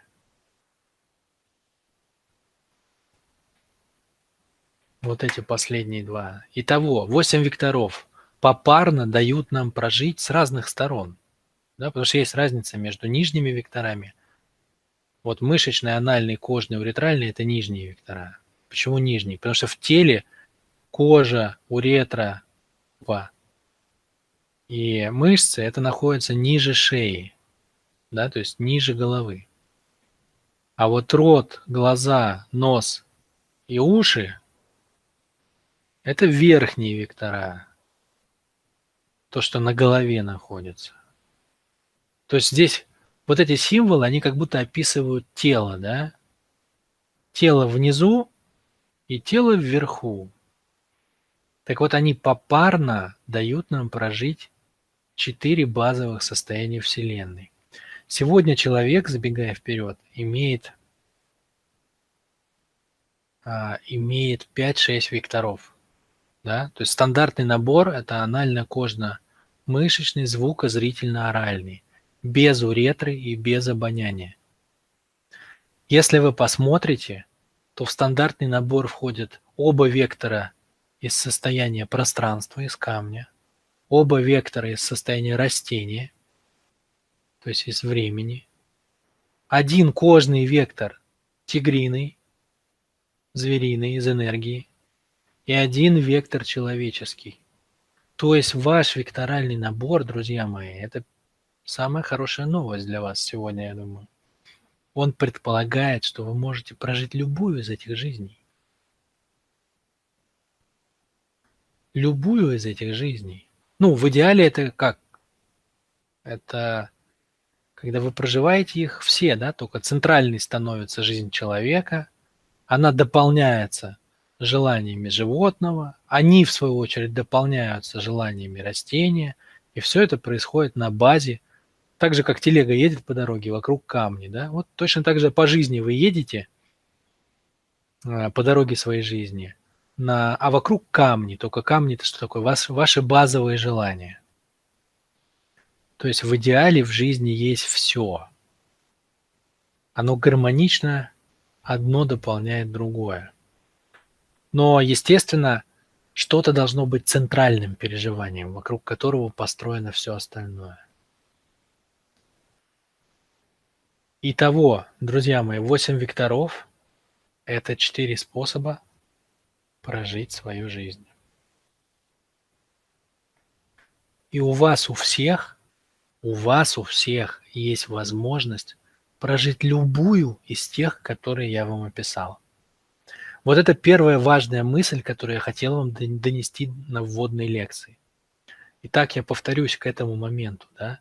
Мы начали с того, что 5 парней, которых разыскивает милиция, сумели создать систему, которая показывает, как устроена жизнь, благодаря тому, что они оторвались от ощущений.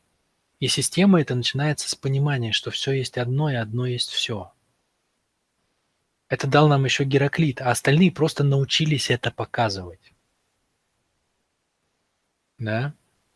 Мы поняли, что мы играем в отдельные игры и страдаем в них, потому что, точнее, мы играем в отдельные игры и иногда выигрываем, иногда проигрываем, но в целом в большой игре под названием «Жизнь» мы скорее проигрываем, потому что не знаем правил, потому что не умеем отрываться от своих ощущений. И дальше мы перешли с вами к тому, а как же устроено, что такое «все есть одно, одно есть все», что имел в виду Гераклит? Как увидеть, что все есть одно? Вот есть камень, а что такое камень в людях?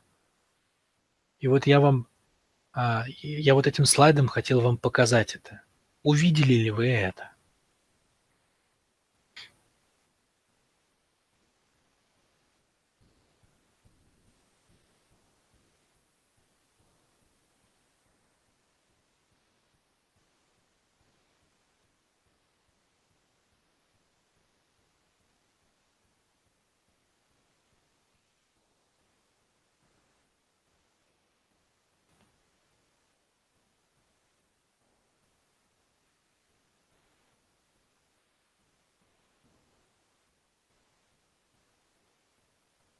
Увидели. Окей. Окей. Ну, коли вы увидели, друзья мои, я очень рад, что это сложная идея. На самом деле, вот то, что я вам сейчас рассказал, за сколько там, за часик, за последний, я не умел это рассказывать. То есть мне очень редко удавалось это доносить, практически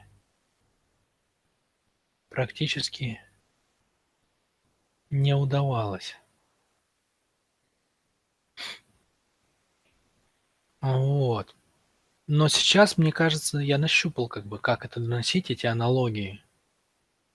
Чтобы увидеть, что увидел Гераклит, нужно мышление Гераклита. Нет как раз, Михаил Иванов. Нет. Вот почувствуйте, вот это и есть мышление, да, что чтобы увидеть чего-то, нужно почувствовать это. Нет. Вот эти 5 парней как раз и сделали такую систему, когда вы можете оторваться от ощущения.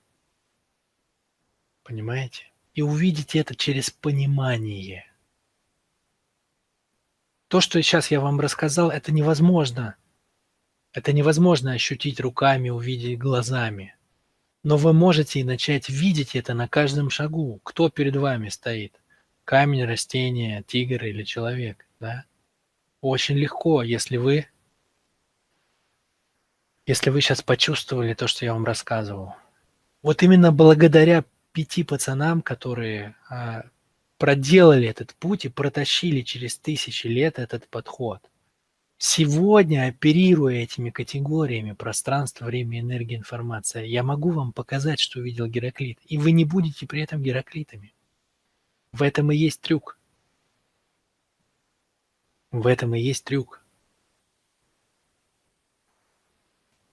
Так вот вопрос, друзья мои, вот смотрите, у нас впереди с вами тренинг. Я постараюсь сделать так, чтобы он был для вас максимально эффективным, чтобы он вам понравился. Но ваша задача ответить себе на этот вопрос. Какую стратегию жизненную вы выбираете? Камень, дерево, зверь или человек? И взять все, что вам надо, чтобы вы этой стратегией дальше могли жить. Потому что сколько бы вам ни было лет, вы можете начать тестировать любую из них в любом возрасте. Не поздно никогда. Почему? Потому что у вас есть звуковой вектор, а это вектор, ответственный за развитие. Да? То есть, если у вас есть звуковой вектор, вы можете развиваться всю жизнь. А каждая вот эта вот штука – это совершенно новое ощущение. Поэтому рассматривайте вот этот тренинг, куда вы пришли, в каком-то смысле как пособие, да, по тому, как включить в себе нужные вот эти переживания. Кто чувствует, что он живет как животное, ему не хватает того, что есть у растений. Найдите вектора, что из них взять и как это в себе включить. Возьмите их. Кто чувствует, что живет жизнью растения и хочет попробовать следующую. Возьмите те вектора, которые ответственны у вас за животное состояние, и сделайте это.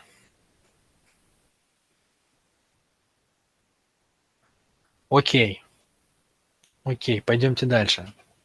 Давайте возьмем, наверное, еще один слайд и сделаем перерыв потом на 5 минуток. Значит, вот это некая база, это некая основа, это некий фундамент. Как это работает в обществе? Сейчас будет слайд, только не пугайтесь, пожалуйста. Вот он. Слайд очень насыщенный информацией. Но здесь очень много чего, здесь много символов, здесь много текста, но на самом деле он простой. Он простой, я вам сейчас его расскажу. Для простоты я разделил его на 4 уровня. Вот слева вы видите цифры 1, 2, 3 и 4. Вот они тут. Вот, значит, что это такое? По сути дела, это, если вы помните, я говорил, как есть такая заготовка на заводе, через которую природа создает разные существа. Такая матрица. Вот это матрица общества. То, что вы сейчас видите на экране, это матрица общества. То есть это то, как устроен наш с вами социум. Рассказываю теперь, сосредоточьтесь, отвлекитесь от чата, от вопросов. Рассказываю. Значит, начнем с простого. Вы знаете, что в Средневековье общество делилось на касты. Да? Общество делилось на касты. Самой низшей кастой были кто? Самые простые люди. 4-я каста. Крестьянин, солдат, строитель, разнорабочий. И самая простая – это был мужчина, да? А женщина, которая просто исполняла функции матери. Больше никаких. Все. Родила и до свидания. Тогда выполнила свою задачу.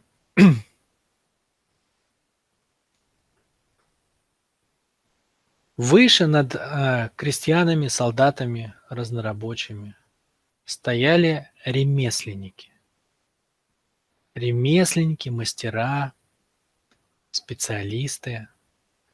А женщина – это уже хозяйка домашнего очага или хозяйка дома. То есть это немного другая жизнь. Да? Почему? Потому что ремесленник, благодаря своему ремеслу, он всегда ценился. Кузнец в деревне всегда ценился и на войне. Тот, кто умел из глины посуду делать, всегда ценился, у него покупали посуду. То есть одно дело, ты не имеешь никакой специальности, тогда ты попадаешь в четвертую касту. Так считалось в Средневековье. Другое дело, ты, ты имеешь некую специальность. Тогда ты попадаешь в ремесленников. Тогда тебя больше ценят. Тогда ты можешь жить за счет своего ремесла. Да, то есть ты как бы больше полезности можешь дать. За это ты имеешь другой статус в обществе. За это тебе уважение больше, денег больше. За это на войне тебя будут беречь. А ты не пойдешь в первых рядах как солдаты. Выше над ремесленниками стояли торговцы, чиновники, управляющие, и из них выше всех стоял воин. То есть, если мы берем вот эту нижнюю конструкцию, кирпичики черные, то есть мышечный вектор, это крестьяне, солдаты, строители, разнорабочие, женщина-мать. Выше них ремесленники, мастера, специалисты, хранительницы домашнего очага, хозяйки дома. Выше них торговцы, купцы, управляющие, чиновники, аристократы, организаторы, и самый верхний из крестов – это воин. Кожный вектор. Воин. Вот это базовая иерархия нижних векторов. 3 нижних вектора – мышечный, анальный, кожный – составляют костяк того, что мы называли кастами. Костяк устройства общества. Сверху красный треугольник, вот выше всех, он входит в первую, да? Царь, царица, военачальник, вождь революции. Это уретральный вектор. Вот так устроена стая с точки зрения животных смыслов, животных векторов. С точки зрения силы, с точки зрения ценности, полезности, с точки зрения обменных процессов в обществе. При том, что с точки зрения природы все 4 вектора одинаково важны. Да? То есть нет солдат, все погибают. Нет ремесленников, все погибают. Нет воинов, торговцев, купцов, все погибают. Нет царя, тоже все погибают. Вот это нижние вектора. Дальше верхние вектора. Они уже в зависимости от своего развития занимают совершенно разные позиции. Вот, например, берем оральный вектор. Овал оранжевый. Если он рядом с царем, да, то есть очень, очень как бы развитый оральный вектор, то это либо шут, либо повар. Чуть ниже это либо опричник, да, то есть это такая, это длань царя, да, длань царя, те, кто исполняют его личные распоряжения, такая гвардия его. Либо палач, сегодня это система исполнения наказаний, если взять современное общество, да, то есть это ФСИН, Федеральная служба исполнения наказаний. Либо это пропаганда. То есть, когда сегодня, например, там ФСБ дает пресс-конференцию или средства массовой информации какие-то посылы дают в общество, это что такое? Работает система пропаганды. Среди воинов, торговцев, ремесленников это называлось глашатай, а среди простого люда это были скоморохи, тамады, то есть те, кто развлекали простой люд. Да? То есть вот эта функция рта в стае. Оральный вектор – это рот. Я сейчас очень коротко вам это рассказываю, потому что на векторах мы это раскроем. Но сейчас бы я хотел, чтобы вы увидели всю систему. Обонятельный вектор рядом с царем. Вот эта вот змейка или ниточка дыма. Рядом с царем кем он мог быть? Верховным жрецом, тактиком, шаманом. советником царя, ФСБ это сегодня, да, или разведка.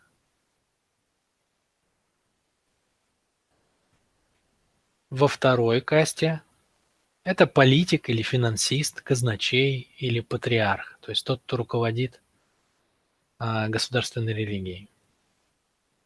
Звуковой вектор рядом с царем – это идеолог, стратег, советник царя, вдохновитель революции, духовный лидер. Во второй касте звуковик – это философ, миссионер, музыкант, священник, ученый, литератор. То есть тот, кто творит реальность новую, да, новыми идеями и смыслами. И зрительный вектор рядом с царем – это царица, это муза вождя, это та, кто задает уровень культуры, воспитательница. Во второй касте это все деятели культуры, искусства, моды и театра. В третьей это у каждого воина должна быть своя женщина-суперприз, да. Это такая так называемая тусовка, богема. У ремесленников и мастеров должны быть свои верные жены, хранительницы их домашнего очага. И на войне, как вы знаете, солдат всегда сопровождали боевые подруги, то есть женщины для войска. В простонародье проститутки. Вот это в двух словах. Это просто набросок. Это просто набросок, но самое главное, что вы должны из этого понять, что эта система никогда не менялась. Вы можете взять Древний Египет, и вместо царя там был фараон, а вместо ФСБ там были жрецы. Ну, повар у них там тоже как-то назывался. И религия там у них своя была, и культура у них, и письмена свои были, и литература, и свитки, и все дела. Были свои воины и торговцы, были свои ремесленники, которые папирус готовили, одежду древнеегипетскую и так далее. И были свои крестьяне и солдаты, которые строили пирамиды и отстаивали честь Египта в битвах. Понимаете?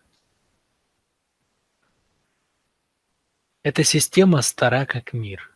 Она же была в Древнем Риме, только вместо царя был император, например, Цезарь.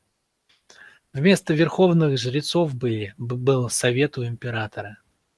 Был, понятное дело, свой там,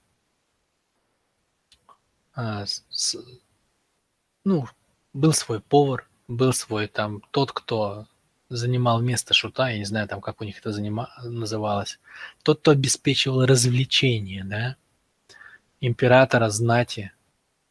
Были свои войны, были легионы, были те, кто ковали мечи, и те, кто шил одежду, на этот раз не древнеегипетскую, а древнеримскую.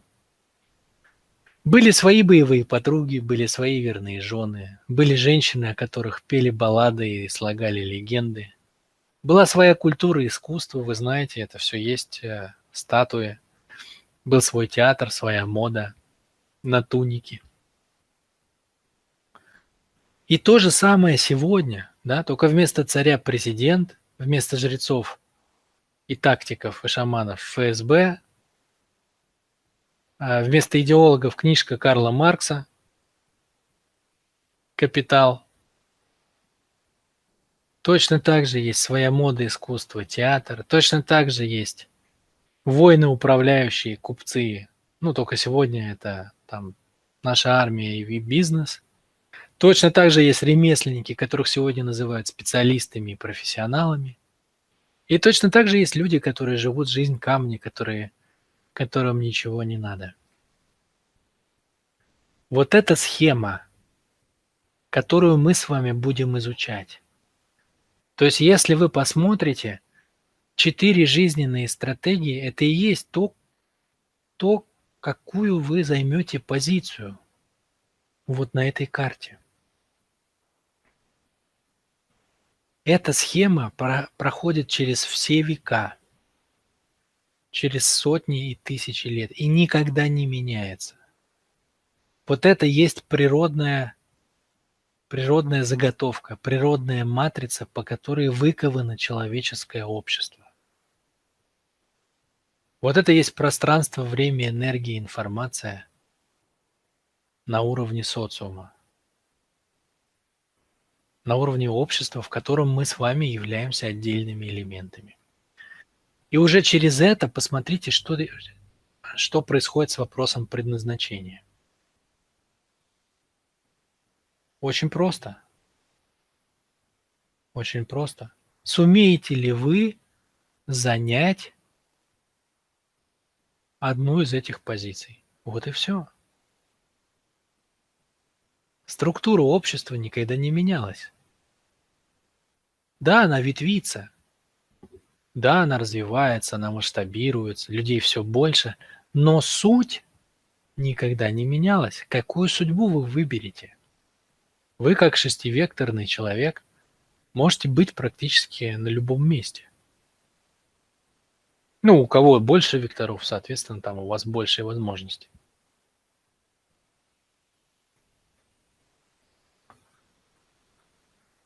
Четвертый уровень, да, это масса, то есть это быть абсолютно как все. Третий уровень – это множество, то есть очень много, много специалистов в разных областях. Второй уровень – это не очень много, а просто много, да. Деятелей культуры, искусства много, но в принципе каждый из них уже уникален, то есть каждый оставляет уникальный след. А людей первого уровня вообще единицы, их знают в лицо, да, как сегодня знают президента, как сегодня знают министров, как сегодня знают глав больших компаний. Так вот, вопрос предназначения – это вопрос вашей жизненной стратегии, это первое. И второе – это вопрос попасть на свое место вот в этой матрице, да, то есть найти свою функцию в системе под названием общество. Поймали это? Вот что такое вектора, друзья. Это удивительная штука. Она показывает, как устроено все. Она показывает, как люди, которые отличаются по своим свойствам и функциям, сплетаются вместе в единый организм.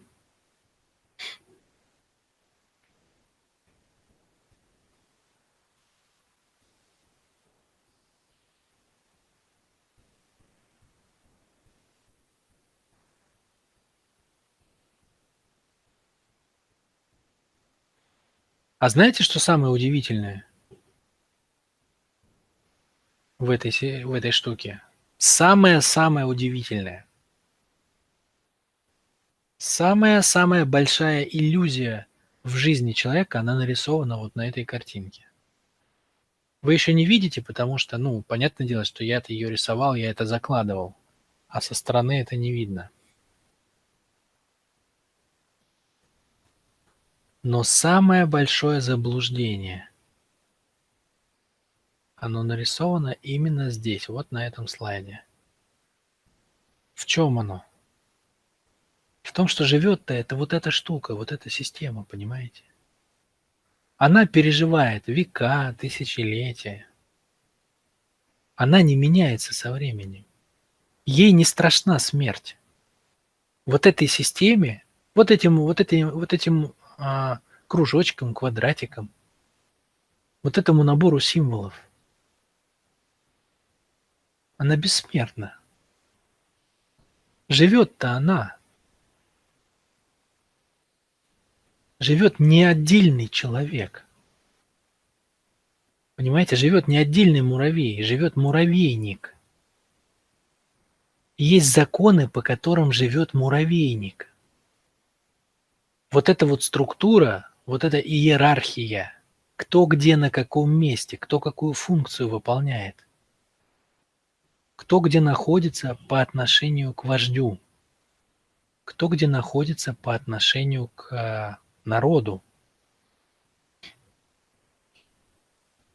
Вот эта структура, вот эта система, вот эта матрица, она живет. А люди просто приходят и уходят. Да? Сегодня один является царем, завтра другой. Сегодня один является поваром царя, завтра другой. Сегодня один является лучшим специалистом в кузнечном деле, а завтра другой, а послезавтра третий. Люди просто замещают роли, а живет-то система ролей, она переживает всех.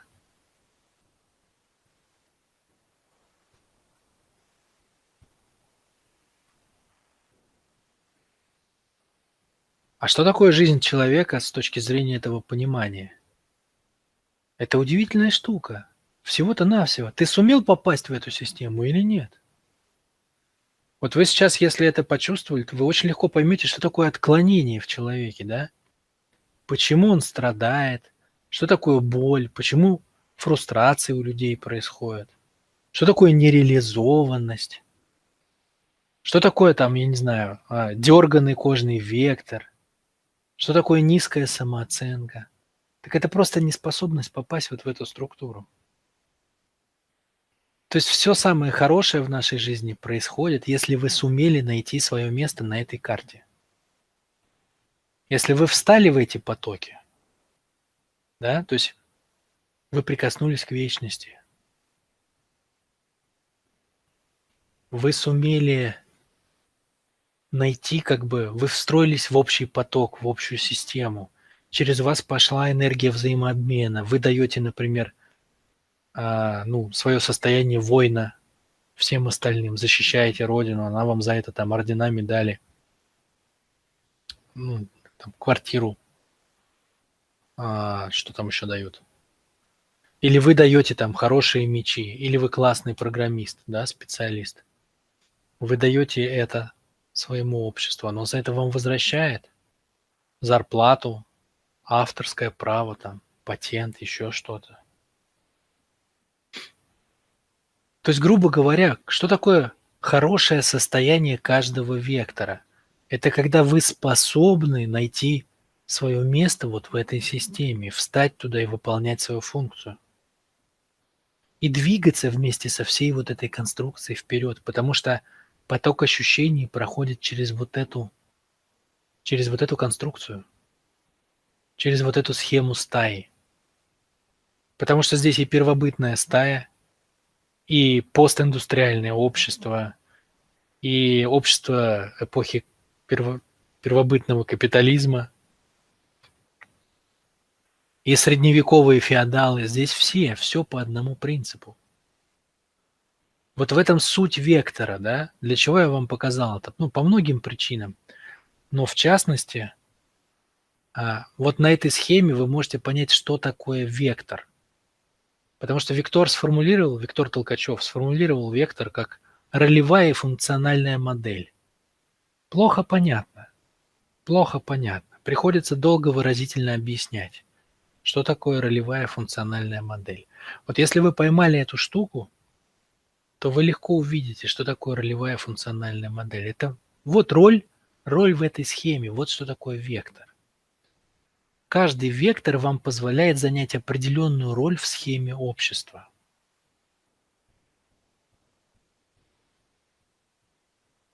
Если вы в плохом состоянии, то есть ваш вектор не работает, если вы страдаете, тогда вам не занять это место. Да? То есть не работает зрительный вектор, не выполнить функцию культуры, не нарисовать картину, не сделать театральную постановку, не создать классный дизайн чего-то там, не сшить красивое платье. Не работает вектор. В страхе там или еще он где-то. Не научились мыслить абстрактно, да, например, не раскрыли абстрактный интеллект в звуковом векторе. Не сможете быть идеологом, не сможете придумать классную идею, не сможете создать свою революцию.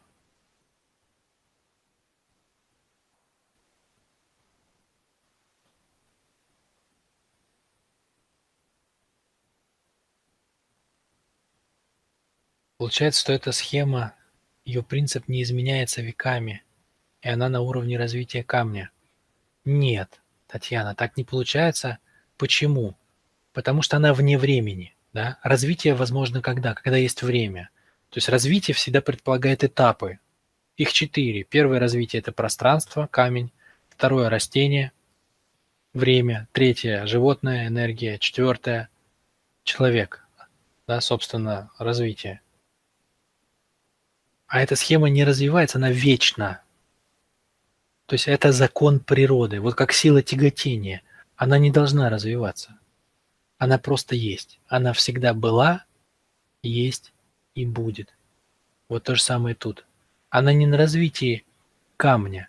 У нее в принципе нет развития. Это вечное. То есть вне времени. А мы с вами, как масса людей, да, как форма жизни под названием человек, мы проживаем эту схему. Вот каждое поколение проживает эту схему по-своему. Каждый президент, который приходит, вот, например, царь проживал эту роль, как у него было там единовластие, он издавал указы, у него, например, там была определенная территория под контролем. А сегодня президент, ну, у него другая штука. У него там есть Дума, у него другая форма указа, другие люди под его началом. По-другому устроено общество, по-другому устроен социум. Его указ уже влияет не только на его страну, а, наверное, уже на весь мир, потому что все группы взаимодействуют друг с другом плотно. Да? То есть роль остается, но ощущения в ней все время разные, они все время больше, больше, больше, больше. Вот сейчас я вам покажу, я сделал такой слайд. Вот река, да, то есть река жизни течет через пороги. Вот представьте, что на ее пути встречается как бы вот эта схема, и река как бы протекает через эту схему, как наши жизни протекают через, ну, у каждого через свой кусочек этой схемы. Ведь всегда была мода, например, да? Всегда женщины одевались. Всегда было свое представление о красоте. Просто каждое поколение прожило это по-своему. И то, что было красиво для наших бабушек и дедушек, для нас с вами уже, ну, честно говоря, так себе. То есть мы насыщаем потоком ощущений вот эту штуку.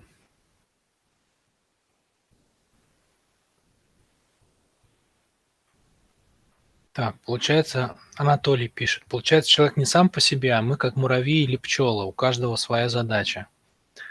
Ну, примерно, только вы зацените мудрость природы. Посмотрите, как она сбалансировала все это. Насколько удивительным образом. То есть вы,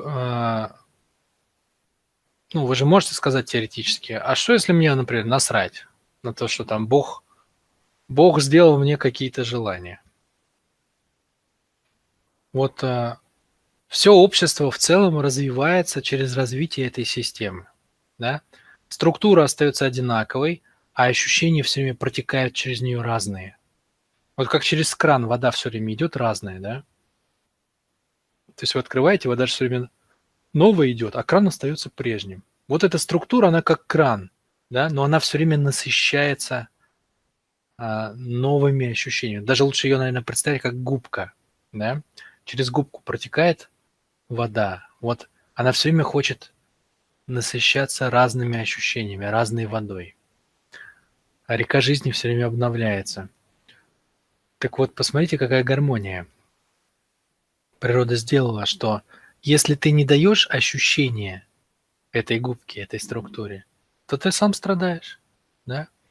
Хочешь — не давай, только тебе самому хреново будет. Хочешь — давай, ну тебе-то тогда в кайф и обществу, и тебе. То есть получается, смотрите, один из законов природы очень важный, что ты чувствуешь себя тем лучше, чем больше ты делаешь то, что имел в виду Бог. То есть чем больше ты даешь общему, целому те ощущения, которые оно хочет через тебя получить. Если ты делаешь какую-то гадость, там, преступление совершаешь, то не только страдает целое, да, у тебя еще внутри состояние плохое. Ты другую судьбу получаешь за это. Ты становишься другим человеком.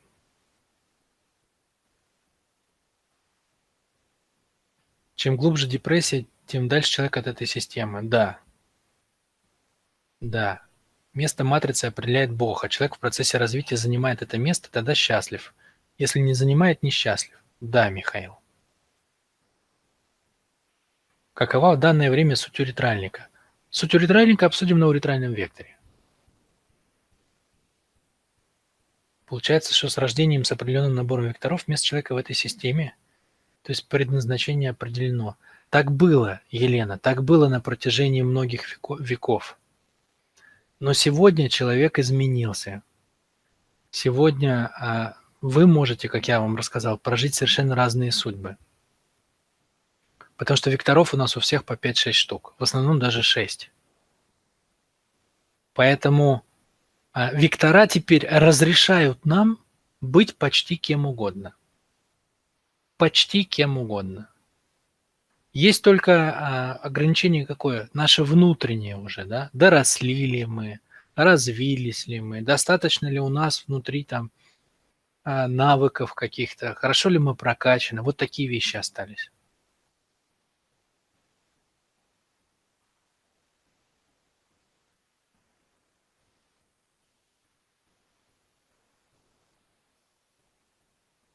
Только Бога нет. Ну как это нет? Бог есть, да? Бог – это бесконечность, без ограничений. Бог в русском языке расшифровывается как без ограничений. То есть Бог – это состояние целостности. Вот если вы как бы в него попадаете, то вы почти как Бог.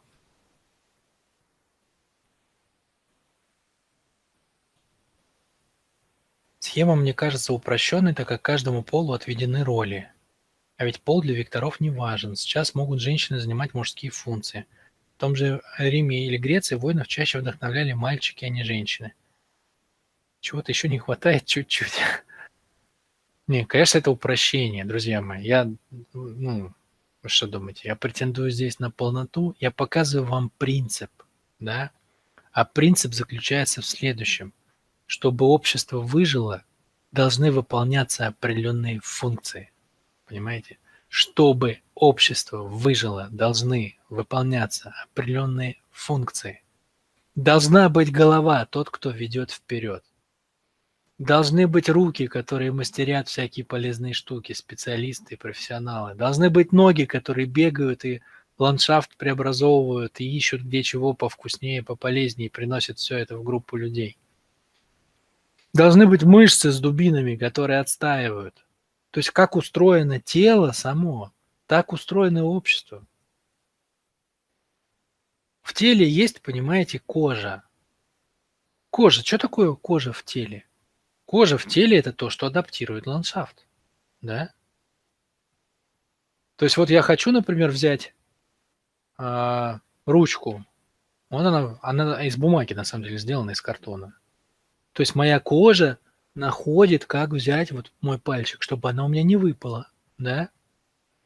А могу захотеть вот такую штуку. Она скользкая, на самом деле, вот это вот. Видите, блестящая. Но моя кожа адаптирует ландшафт, понимаете? И находит, как мне взять эту штуку, чтобы она не выпала. А могу взять, мне дочь подарила кубик. И тоже вот, понимаете, беру и не выпадает. А могу взять нежный помидор. Да? А могу взять что-то хрупкое очень, прямо, не знаю, там, яйцо куриное, да? Что чуть сжало, оно расколется. Но я возьму, и оно не расколется. А могу взять острую стекляшку такую, что полоснешь, брюхо вспорит, да? А я возьму и не порежусь. Вот что такое кожа, понимаете? Кожа – это функция адаптации ландшафта. Я могу пойти по льду и не упасть, могу по снегу, могу по земле, могу по камням, некоторые могут по стеклу. То есть кожа в человеке выполняет много функций. Одна из них – это адаптация ландшафта. Вот так же и в обществе тоже есть люди с функцией кожи. И они выполняют ту же самую функцию – адаптация ландшафта. Время меняется, меняется ландшафт. И общество, как я руками трогаю разные предметы, общество тоже трогает ландшафт. Да? В космос вылетели, интернет провели. Это все изменения в ландшафте. То есть должны быть люди, которые обустроят нашу жизнь так, чтобы мы могли пользоваться этим. Как кожа мне позволяет пользоваться разными предметами, так кожный человек позволяет обществу пользоваться разными особенностями ландшафта. Вот принцип, понимаете? То есть все построено по образу и подобию.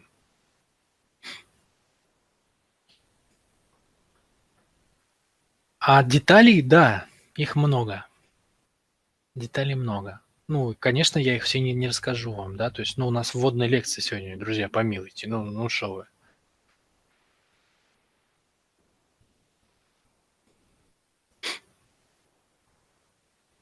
Так, чё, погнали дальше.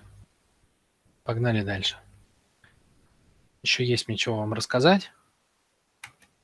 Пойдемте в следующий Пойдемте в следующий слайд.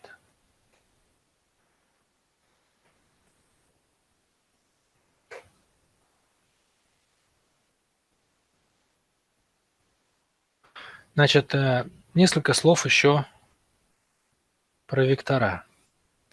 У векторов, друзья мои, есть иерархия. Я ее буду вам рассказывать обязательно на последующих занятиях. Но очень важно, чтобы вы просто поняли сам принцип сейчас. Что такое иерархия? Это значит, что у них есть как бы вот эта вот система, структура, кто над кем. Иерархия нижних векторов – это мышечный, анальный, кожный, уретральный. Да? То есть мышечный – это камень, анальный – растение, кожный – это животное, и уретральный – это человек. Иерархия в верхних векторах – это оральный, камень, зрительный – растение, обонятельный – животное и звуковой – человек. Почему нам это очень важно понимать? Потому что более низкие вектора не чувствуют желания и состояния более высоких. Ну, например, есть оральный человек, помните, да? У него главное ощущение – суп жизни, да? Жизнь в разных формах рождается и умирает, бесконечный процесс. Формы как бы появляются и исчезают. Помните, я рассказывал, джунгли, да? В них все время движуха. Кто-то за кем-то охотится, кто-то сидит в засаде, кто-то от кого-то скрывается. Там лев напрыгнул на львицу, тигр на тигрицу. То есть все время что-то происходит, какой-то движняк. Оральный человек называет это весело. Вот у него есть своя палитра ощущений. Но выше орального вектора стоит зрительный, чувствительный, более тонкий. И он думает не просто о том, что есть движуха, весело, и вот у кого-то убили весело, вот кого-то съели весело, вот кто-то кого-то там надрючил весело, да? Он не так, он может глубже смотреть. Глубже видеть, что есть переживания определенные. А как же она страдала, когда эта лань, когда тигр на нее напал? А возможно, в ее глазах промелькнула вся ее жизнь. А возможно, она вспомнила своих детенышей. Да? То есть намного более тонко чувствует зрительный человек жизнь, чем человек оральный. И зрительный человек может почувствовать переживание орального, а вот оральный не может почувствовать переживание зрительного. Понимаете? Не может. Оральный не может. Зрительный может через себя как-то там что-то настроиться. Не до конца, но примерно почувствовать, о чем идет речь, может. А оральный зрительный не может. Дальше есть обонятельный, да, который смотрит на самом деле еще глубже, чем зрительный. И он понимает, что все люди находятся во властных отношениях друг к другу. И что когда девочка одевает красивое платьице, накрашивает губки красненькие, и глазки делает выразительные, подводит такие черной тушью глазки, так что в этих глазах столько как бы красоты и как бы, ну, там, в зависимости от желания, что показать. Иногда печали, иногда игривости, да, то есть когда она показывает свою эмоцию, а обонятельный человек понимает, что это ее форма власти, да, то есть он смотрит намного глубже, чем она сама себе проговаривает. Она может сказать: я наряжаюсь для себя. Ну, просто чтобы выглядеть хорошо, чтобы нравиться самой себе. Никогда не поведется человек с обонятельным вектором на эту чушь. Ну, никогда. Он прекрасно знает, что каждым своим жестом, в чем бы вы ни пришли, с красивыми глазками или в красном сарафане, или в белых тапочках, это ваша попытка произвести впечатление на окружающих. Это ваша попытка прочувствовать в каком-то смысле свою силу, свою власть. У мужчины через мускулы или взгляд, или походку, у женщины через то, как она выглядит, неважно. Человек с обонятельным вектором смотрит, что стоит за этим. То есть на порядок глубже он смотрит, чем зрительный вектор. Хотя зрительному человеку кажется изнутри, что ну такой он тонкий, ну такой чувствительный, что никто и никогда как он не может быть. Понимаете? Поэтому зрительный человек не может почувствовать, что чувствует обонятельный. Он не смотрит так глубоко при всей своей эмоциональности и чувствительности. Он может почувствовать орального, но к обонятельному он просто чувствует страх. Очень очень неглубоко зрительник чувствует обонятельник. А обонятельник прекрасно чувствует и оральника, и зрительника. Но вот чего обонятельник никогда не может почувствовать, это звуковика. Вот это реально для него взлом, это сбой системы. Он совершенно не понимает, как человек, будучи не таким сильным животным, умудряется как бы сражаться за себя там годами. Он совершенно не понимает, откуда он черпает энергию, когда он совершенно, он не тигр, он не зверь, он не лев там. То есть обонятельный вектор не может чувствовать смыслы, да? Звуковик берет энергию из истины. Это никогда не понятно для человека с обонятельным вектором. Чем он живет? Ради чего он все это делает? Почему он идет на какие-то муки тела? Мы поговорим с вами о соотношении звука с обонянием. Что там находит он в своих мыслях, когда вся жизнь с точки зрения обоняния снаружи? Никогда это не понятно обонятельному человеку. Поэтому никогда он не может, например, почувствовать и рассказать, что чувствует звуковик. Ему недоступен этот кайф, который имеет звуковик. А звуковик при этом может понимать смысл всех, да? Смысл оральника, смысл зрительника, смысл обонятельника. То есть вот что такое иерархия. Просто чтобы вы почувствовали, чтобы вы поймали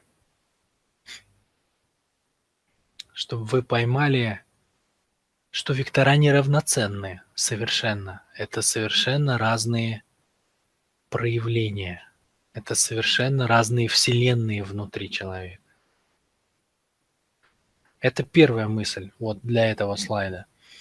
И вторая мысль, которую я хотел вам рассказать, что они живут на разных осях. То есть вот я их специально так изобразил, как в школе изображают ось X и ось Y. Нижние вектора, они живут в мире пространства. То есть внутри этого пространства есть все четыре, да? Есть пространство в пространстве, есть время в пространстве, есть энергия в пространстве, есть информация в пространстве. Но в целом все четыре нижних вектора, они живут в физическом мире.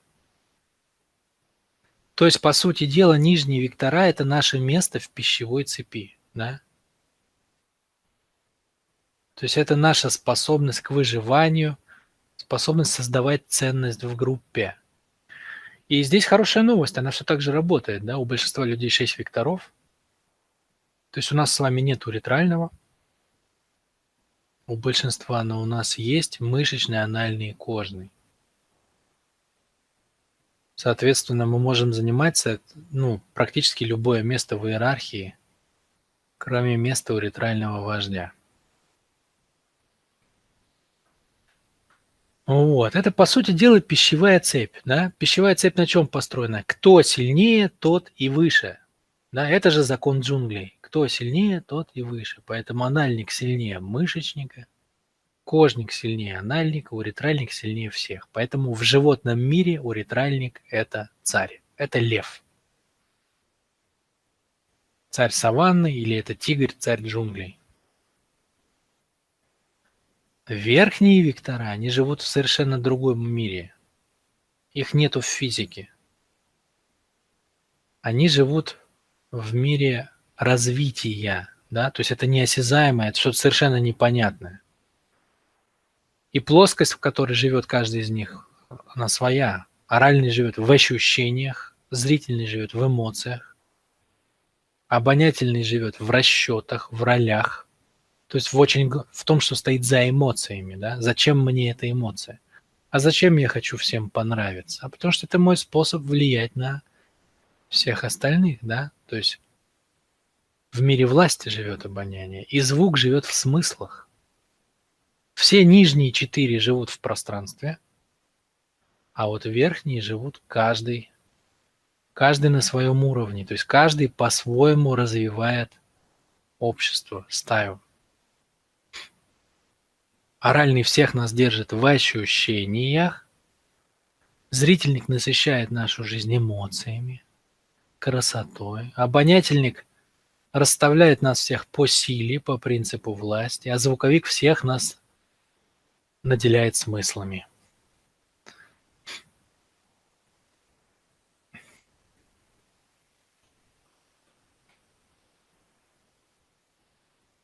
И некое обобщение, чтобы перейти от векторов к следующему вопросу. Значит, теперь кратко повторим все, что мы с вами разобрали про вектора. Итак, вектор, друзья мои. Что такое вектор? Вот у нас с вами следующее занятие будет кожный вектор. Важно, чтобы вы все понимали, что такое вектор. Вектор – это ролевая функциональная модель человека в обществе, его место в иерархии. Я надеюсь, что сейчас для вас это уже не просто слова. Это для вас уже стратегия жизни, камень, растение, животное, человек. И для вас это уже место в той системе, которую я вам описывал. Упрощенно, конечно же, упрощенно. Каждый вектор, друзья мои, это набор свойств, талантов и ресурсов. Это некий способ управления вниманием. Ну, чтобы вы поняли, да? Например, внимание можно уметь распределять. Ну, например, водитель маршрутки, он одновременно ведет маршрутку, разговаривает по телефону, принимает деньги, дает сдачу и слушает еще, кому где там надо выйти. Вот чтобы быть водителем маршрутки, надо уметь, как солнце, да, лучики во все стороны, то есть внимание распределять. Вот это дает кожный вектор. Нет кожного вектора, человек не умеет распределять внимание. А, например, человек с анальным вектором, он умеет направлять внимание в одну сторону, но зато долго. Поэтому, например, он может учиться 5 лет. Кожник не может, он начинает дрыгаться, он начинает чесаться, он начинает ерзать, елозить, а он хочет смены, да, то есть у него как бы... Вы можете крест представить как пропеллер, кожный крест как пропеллер.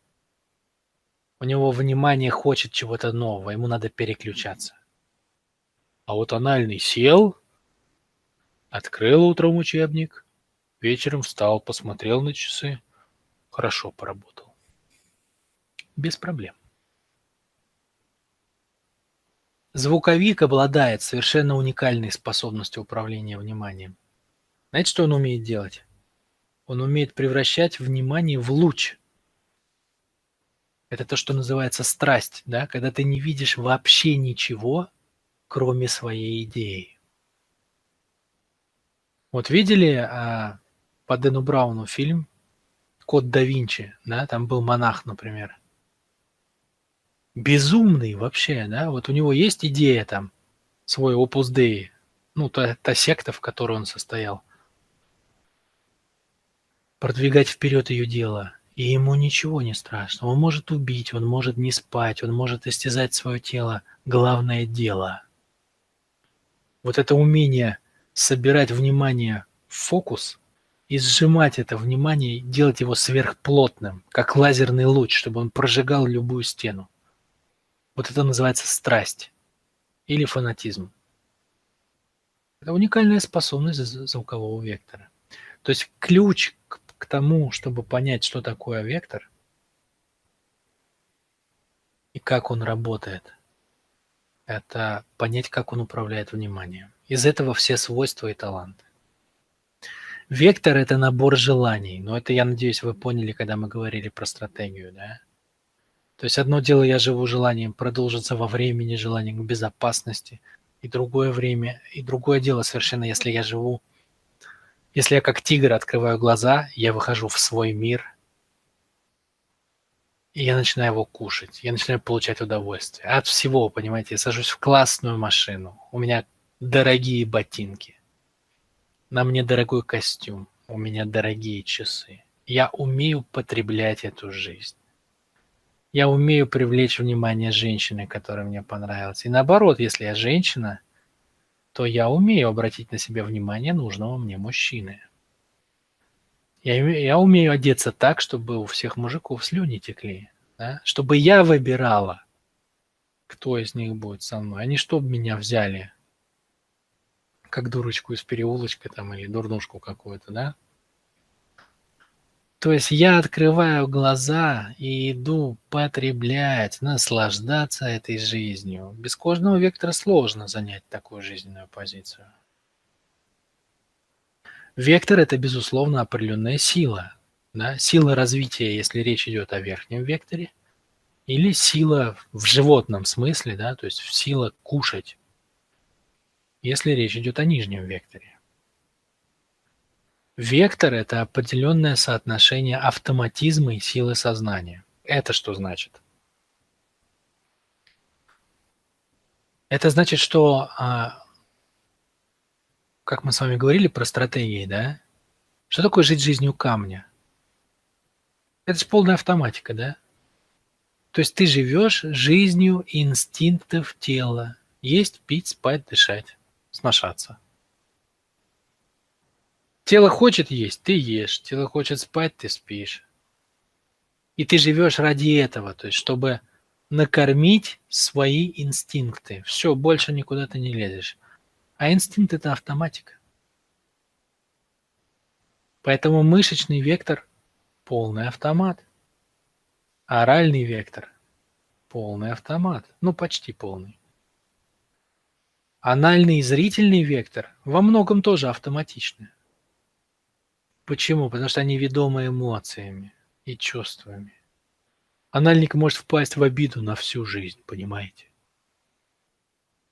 Не ходить к маме с папой на могилу всю жизнь.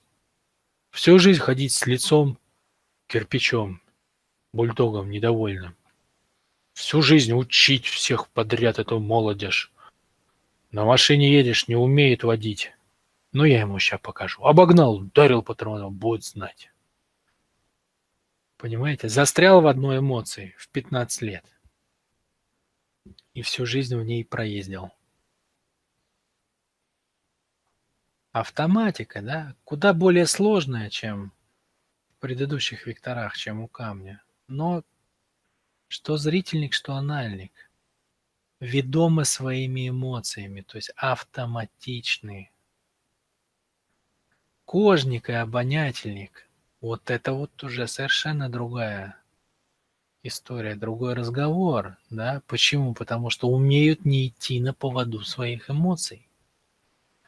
Кожник и обонятельник умеют ставить интересы дела, свою цель выше, чем свои эмоции. Да он же тебе вчера такие слова сказал, как ты можешь ему сегодня звонить? Для дела надо, поэтому буду звонить. Будем разговаривать, ничего, человек погорячился. Справимся. Разберемся, да? То есть каждый человек умеет поставить себя выше своих эмоций. И звук, и уретра. Они умеют ставить интересы целого выше своего. Выше своего. Да брось ты это дело, иди займись чем-нибудь, заработай денег. Нет, я хочу обогатить общество, я хочу дать людям это. Да кому нужны твои картины? Ты сидишь их рисуешь всю жизнь. Ты же так и проживешь всю жизнь в нищете. Ничего, кто-нибудь потом признает их гениальными, да, и появится новый вид искусства. Для меня ничто не значит прожить жизнь в нищете, потому что моя личная жизнь по сравнению с тем, что я могу сделать, по сравнению с моей идеей,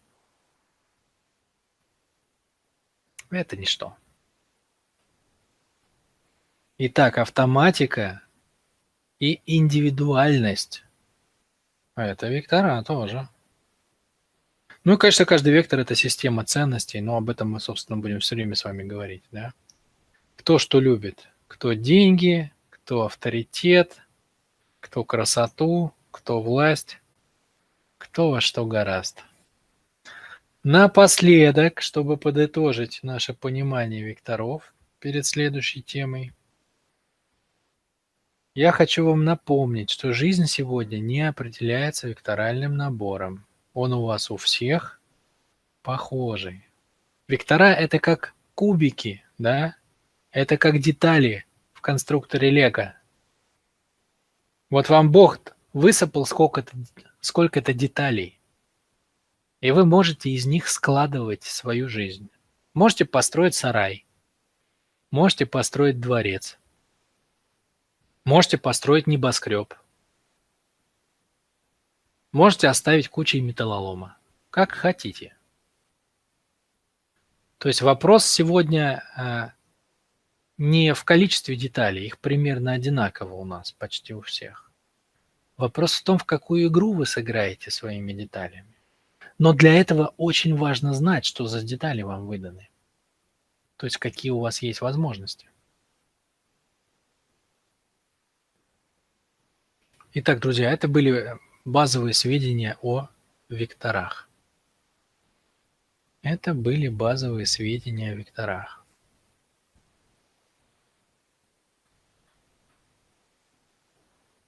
Теперь вопрос к вам.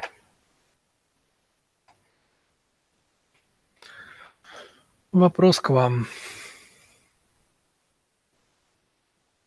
Вопрос такой. Вот смотрите. Возьмем несколько животных. Возьмем, например, человека, собаку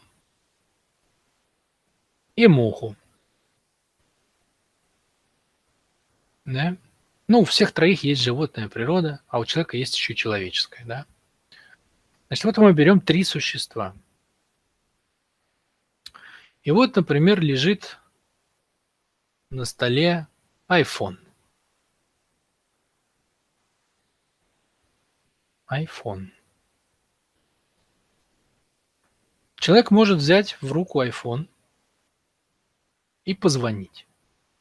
Ну или там вот планшет, например, да? Вот у меня планшет. Человек может взять в руку планшет, что-то там поработать, открыть.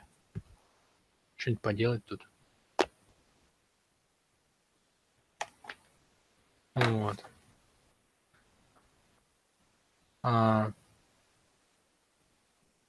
Ну, то есть он будет чувствовать его руками, он будет видеть его глазами, и он сможет на нем поработать. Если придет собака и точно так же потрогает лапами этот планшет, будет ли она ощущать планшет? То есть будет ли она ощущать пространство планшета, материю планшета? Да? Да, безусловно. Собака будет ощущать, что она касается какой-то штуки. И когда муха будет ползать по нему, не дай бог, конечно, ну, будет муха по нему ползать, будет лапами касаться поверхности этого планшета. то тоже она будет ощущать пространство, то есть материю этого планшета. Не так, как человек, конечно, но в принципе кусок пространства она будет ощущать, кусок материала.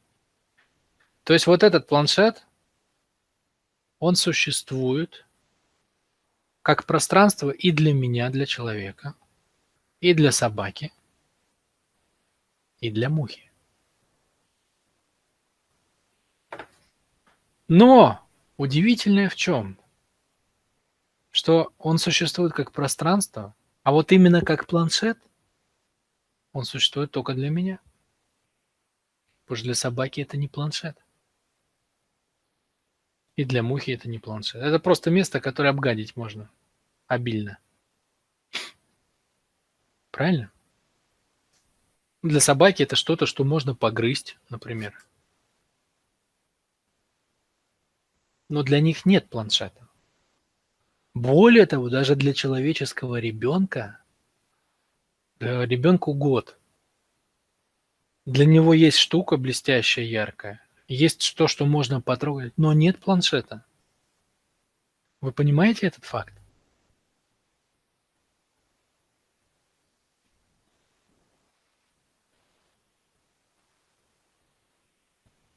Понимаете ли вы это, друзья?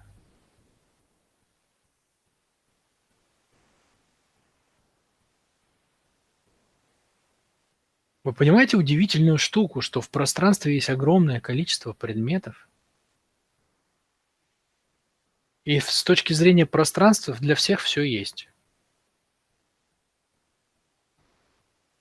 Но вот с точки зрения содержания этих предметов, то есть их смысла, их функций, все для всех по-разному.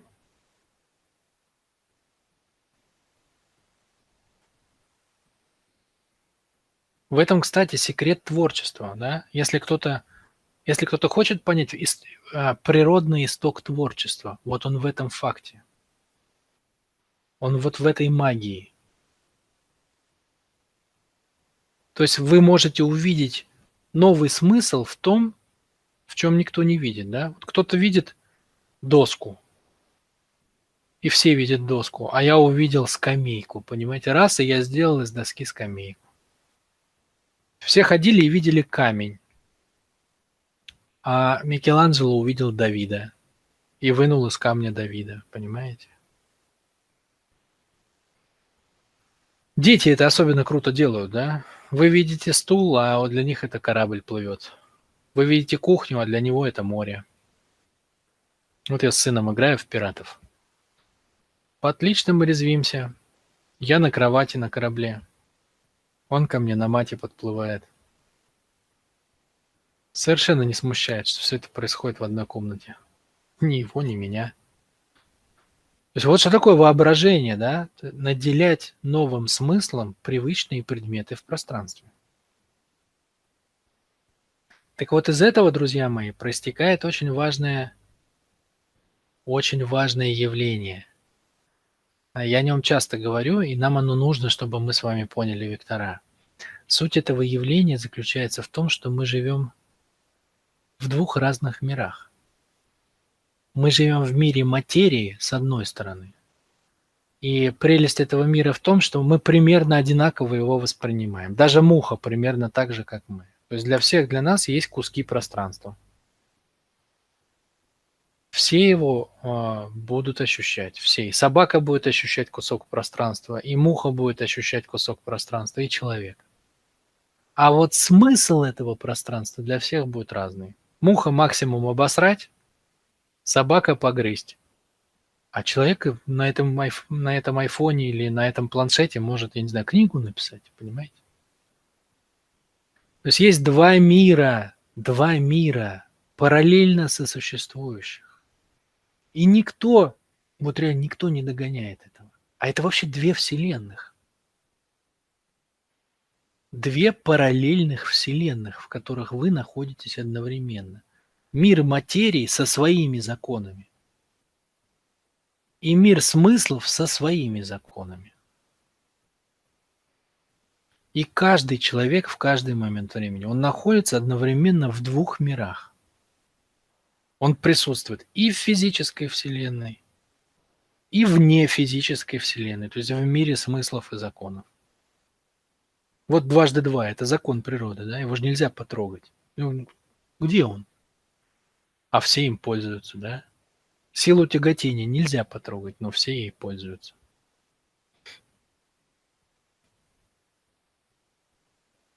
Музыку нельзя потрогать, да? Ну и так далее. Любовь нельзя потрогать. Все нематериальное, но при этом как меняет нашу жизнь.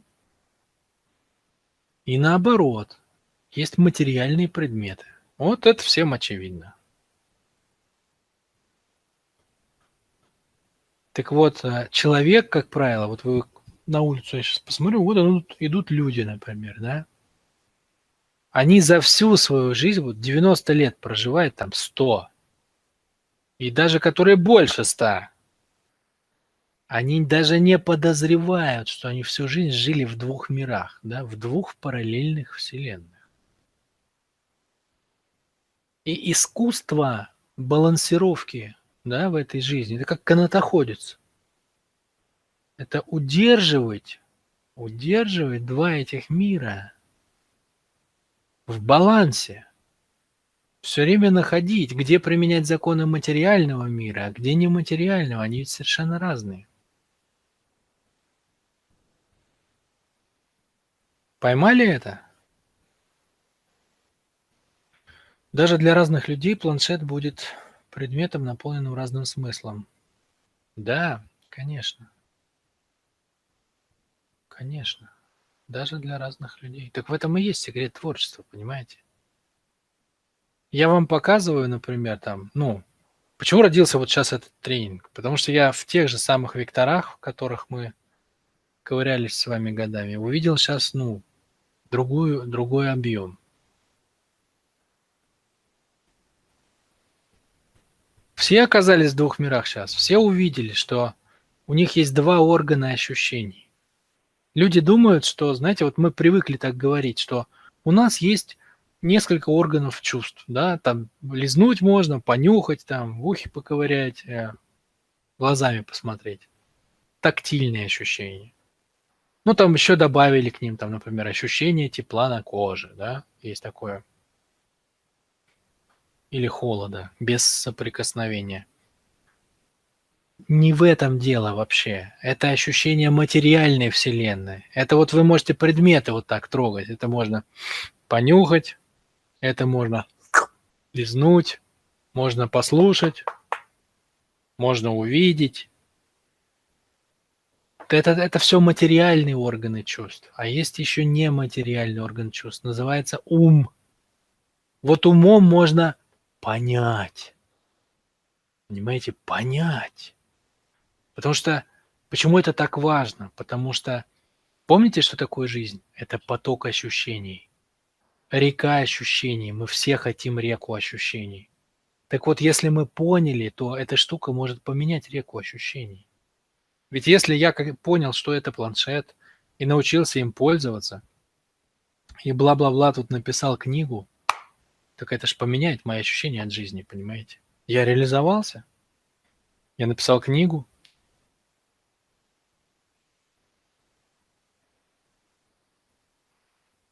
я почувствовал себя реализованным человеком. У меня статус автора книги. Во какие новые ощущения я получил благодаря уму. То есть два мира. Мир ощущений, мир материи, мир физики и наоборот мир смыслов, мир понимания, мир не физики. Почувствовали это, я надеюсь. Теперь вопрос. Какой главный закон, по которому живет мир физики?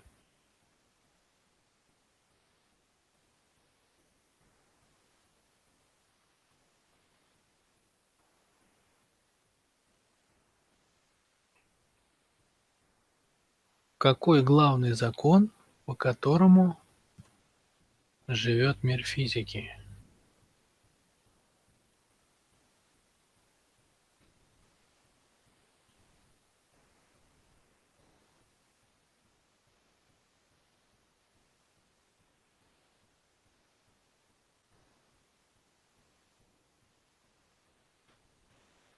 Сила.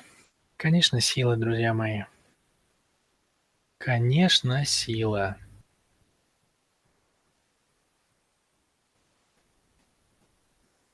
Физический мир, он живет по закону силы, то есть по закону войны.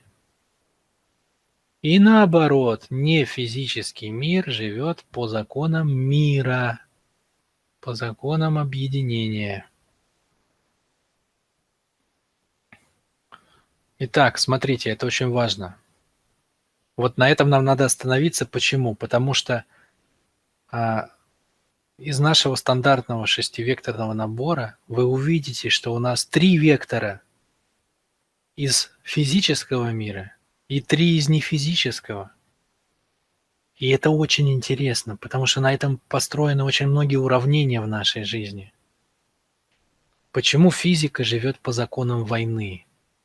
Потому что материальный мир, пространство, да, оно конечно.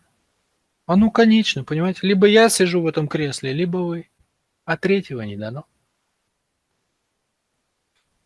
Есть вишенка на торте, понимаете, она одна. Либо я ее съем, либо вы, либо мы поделим, но тогда по половине. Ой, как все это меняет, друзья мои, вы не представляете. Как меняется наша жизнь, если человек понимает этот простой закон, что вся материя живет по принципу либо ты, либо я. Ведь все хотят жить в хорошей квартире и кататься на хорошей машине. Но их не так много, хороших квартир и хороших машин. Людей много, а хорошего мало. Значит, получается, чего надо делать-то? Соревноваться. Если мы живем по закону либо ты, либо я, тогда кто сильнее, тот и получает желаемое. И огромное количество людей, они думают, что это и есть жизнь, да? Кто стать более сильным. Они не чувствуют, что есть другой мир вообще, который по другим живет. Совершенно по другим законам. Закон физики – война, да? Либо ты, либо я. Вот это и называется война. Война. Побеждает в войне кто? Сильнейший. Поэтому кто сильнее, тот и прав. Закон не физического мира совершенно другой. Он обратный. Это мир. Мир, да? То есть почему мир в нефизическом мире? А потому что делить нечего. Вот если я вам отдам сейчас этот планшет. Вот, например, Виктория. Виктория пишет в чате. И я беру и отдаю Виктории этот планшет. То на уровне физики что? У меня больше нет планшета, понимаете? Все, я остался без планшета. Все блага материального мира уже чьи-то. Все деньги уже чьи-то. Все машины уже чьи-то, все дома уже чьи-то. Вот везде уже кто-то пролез, и все, понимаешь? Разобрано. Один я сижу. Вот так устроена физика. Все чье-то. Если я отдал, то все, я потерял. А вне физики все не так. Если я отдал, ну вот, например, идею я отдал. Вот я вам сейчас рассказываю идею про 2 мира. Вот я вам ее отдал. Вот ее, допустим, получила Елена Агарова, Михаил Иванов, Виктория, Елена, Александра, Людмила. Вот все получили эту идею. Я что, ее потерял? Нет. Нет. Я ничего не потерял вне физики. Она осталась у меня, эта идея, как и было. Более того, прикиньте, мы все выиграли.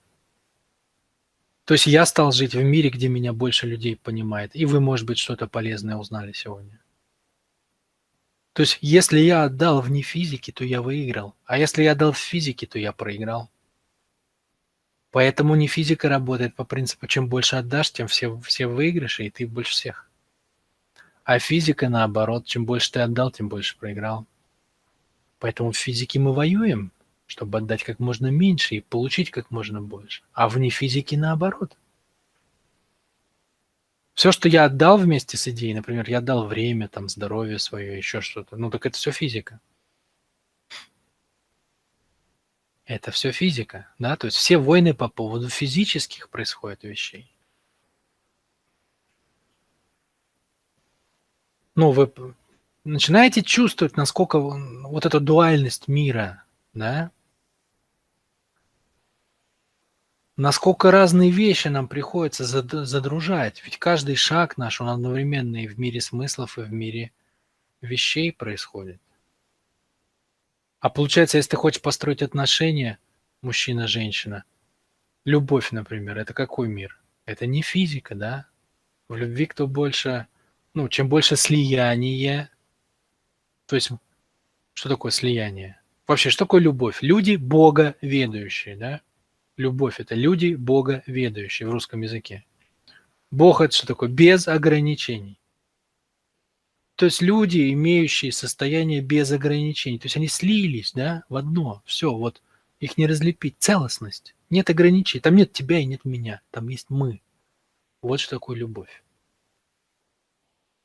Когда я стал тобой, а ты стала мной, например. Вот это любовь. Да? А в физике у нас что происходит? Наоборот, либо ты, либо я. Я не могу быть на одном уровне с тобой. Если ты сильнее, то я ниже, а если ты слабее, то я выше. Поэтому в мире вещей закон разделения, да, я не ты, я либо выше, либо ниже, а в мире не физики, наоборот, закон объединения. А что, если я пойду в любовь по законам разделения, да? Ну, вот это же у нас конфликты в основном. А что, если я пришел в любовь, а я не хочу сливаться с тобой? Я не хочу объединения, не хочу целостности, не хочу люди боговедающие. А я хочу, чтобы квартира твоя мне нравится, чтобы я в ней жил вместе с тобой. Ну так в этом нет любви, да? То есть нельзя любовь построить по законам другого мира. Если я тобой пользуюсь, да, то я практикую силу вместо слияния. А что, если я с любовью пойду, наоборот, на войну, да, и буду плакать: ой, мне так вот, человек работает так плохо, а мне жалко его уволить, да? Бизнес – это же форма войны. Бизнес – это же форма войны. Поэтому кто идет заниматься в мир по законам силы с любовью, тот всегда проигрывает. Да? Кто идет в мир любви по закону силы, никогда не получает то, что хочет. Но в этом надо разобраться, да? Это очень важно для нас. Вы поймали эту тему вообще? Два мира, два способа существования. Война и мир, разделение и объединение, тело и ум. Поймали эту штуку? Отсюда вечный спор о бесплатном копировании информации. По сути, информация – это вне физики. Сама информация вне физики, но носители информации, те, кто понимает информацию, это уже физика.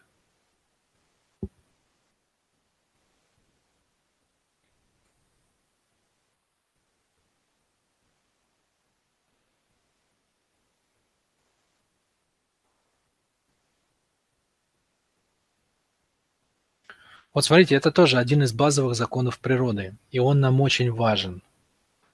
Очень-очень важно нам понимать, что одновременно, давайте посмотрим на слайдик, что одновременно мы с вами находимся в двух мирах.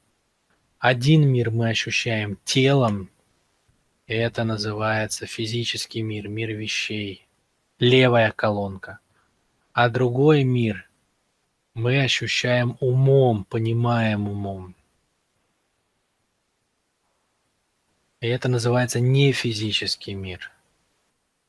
И один из них по принципу войны и разделения, а другой из них по принципу мира и слияния. Так вот, для нас что с вами важно?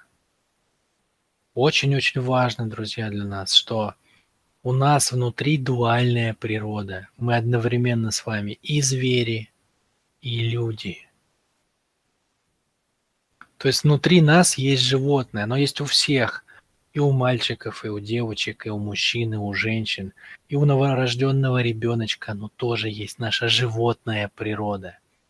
Зверь внутри нас – это тот, кто хочет получить. Получить – это наша получающая начало. Это наша голодная составляющая.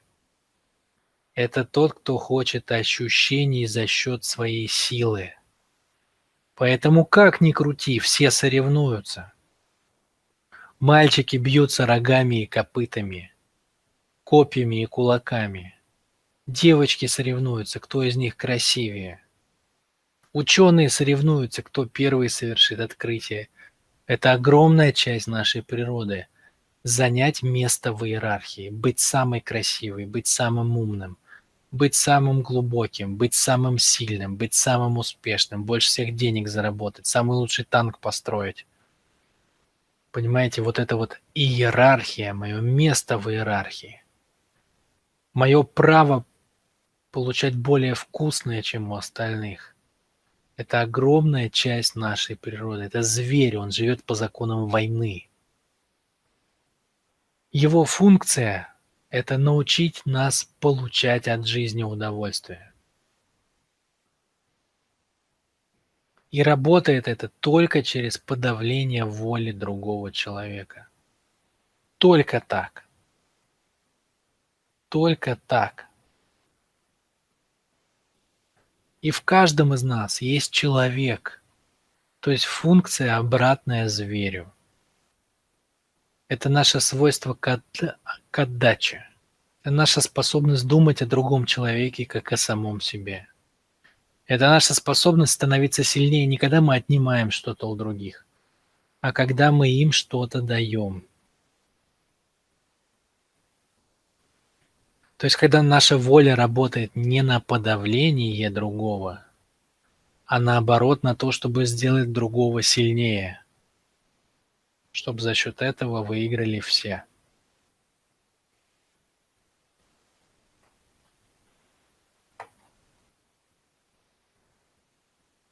Мы немножко задерживаемся с вами, но у нас еще есть что обсудить. Если кто-то не успевает досмотреть, то вы досмотрите потом в записи, да, потому что это важно, это очень важные вещи. Это основа системы. Дальше будем играться ими, буду жонглировать ими. Но важно договориться о терминах. Итак, внутри у нас у всех есть зверь и человек. Да. Самые страшные судьбы, знаете какие? Самые страшные судьбы, самый страшный самообман. Можете поставить плюсики, кто узнает себя в этом. Это когда человек начинает изображать из себя человека не от того, что он раскрыл в себе зверя, а от того, что он боится играть по животным правилам. Вот тогда человек становится хорошим, но не потому, что он дорос до хорошего, а потому, что он боится боли. Потому что он боится, что у него отнимут, и поэтому он хочет понравиться. Или он убегает в ум из тела, чтобы не сражаться рогами и копытами.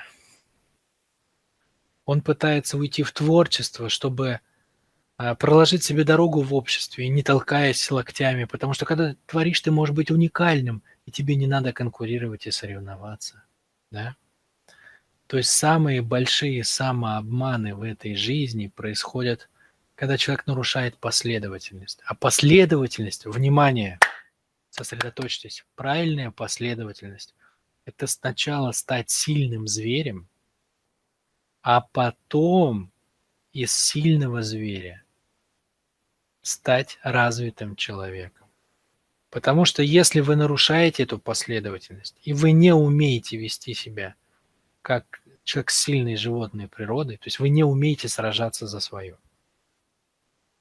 то тогда вы становитесь людьми от слабости, да? Не от желания, не от того, что вы хотите этот мир вращать, эту вселенную, да, в своих руках и жонглировать ей, а от того, что мы просто боимся. То, что мы просто боимся сражаться, боимся брать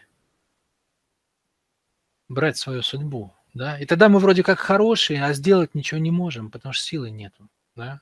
Человеком можно стать только на сильном реализованном звере. Только так. Больше никак вообще. Все остальное – это убегание и игры от собственного страха.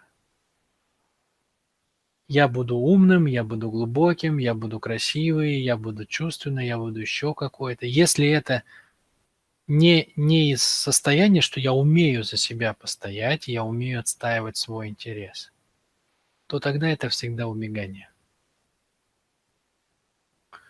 И это самая, как бы,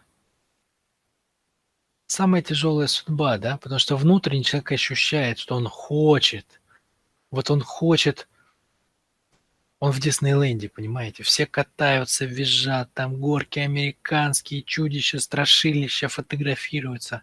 Он хочет в этом участвовать, то есть он хочет попробовать эту жизнь на вкус и не может взять, боится. И вынужден изображать из себя хорошего, детям мороженое раздавать, чтобы хоть какое-то удовольствие получить, да, от собственной хорошести, например. От того, что вот, ну, я выше этого, я уже перерос это, или это мне не надо, или это все глупые люди, они не понимают, зачем жизнь, или они все как животные, или мне с ними неинтересно, они тупые. Разные есть отговорки, да. Мы по-разному убегаем от животной природы, но суть в том, что она есть. Левая колонка, да, вот с того слайда, который я вам показал. Левая колонка – суть нашей животной природы. Она работает по принципу войны. Не умеешь воевать – не получишь мира. Это всегда будет мир, навязанный тебе, не по твоим правилам. Вы поймали это, друзья мои?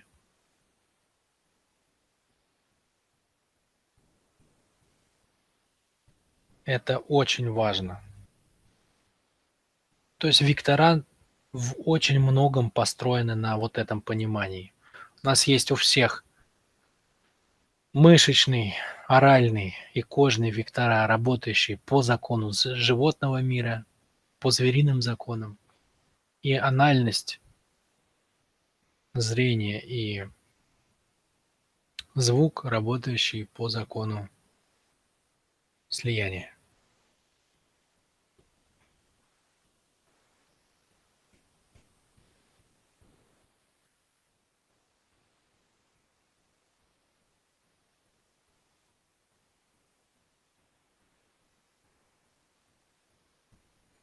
Окей. Значит, это мы с вами поймали. И нам нужна еще одна важная вещь. Нам нужно понимание сути, что такое война. Да? Вот я говорю война и мир. Значит, что такое война? Что такое война? Огонь, пишет Михаил Иванов. Война – это не только огонь. Война – это не только огонь. Обычно, когда говоришь слово «война», люди представляют немца в каске, да, с пулеметом в дзоте.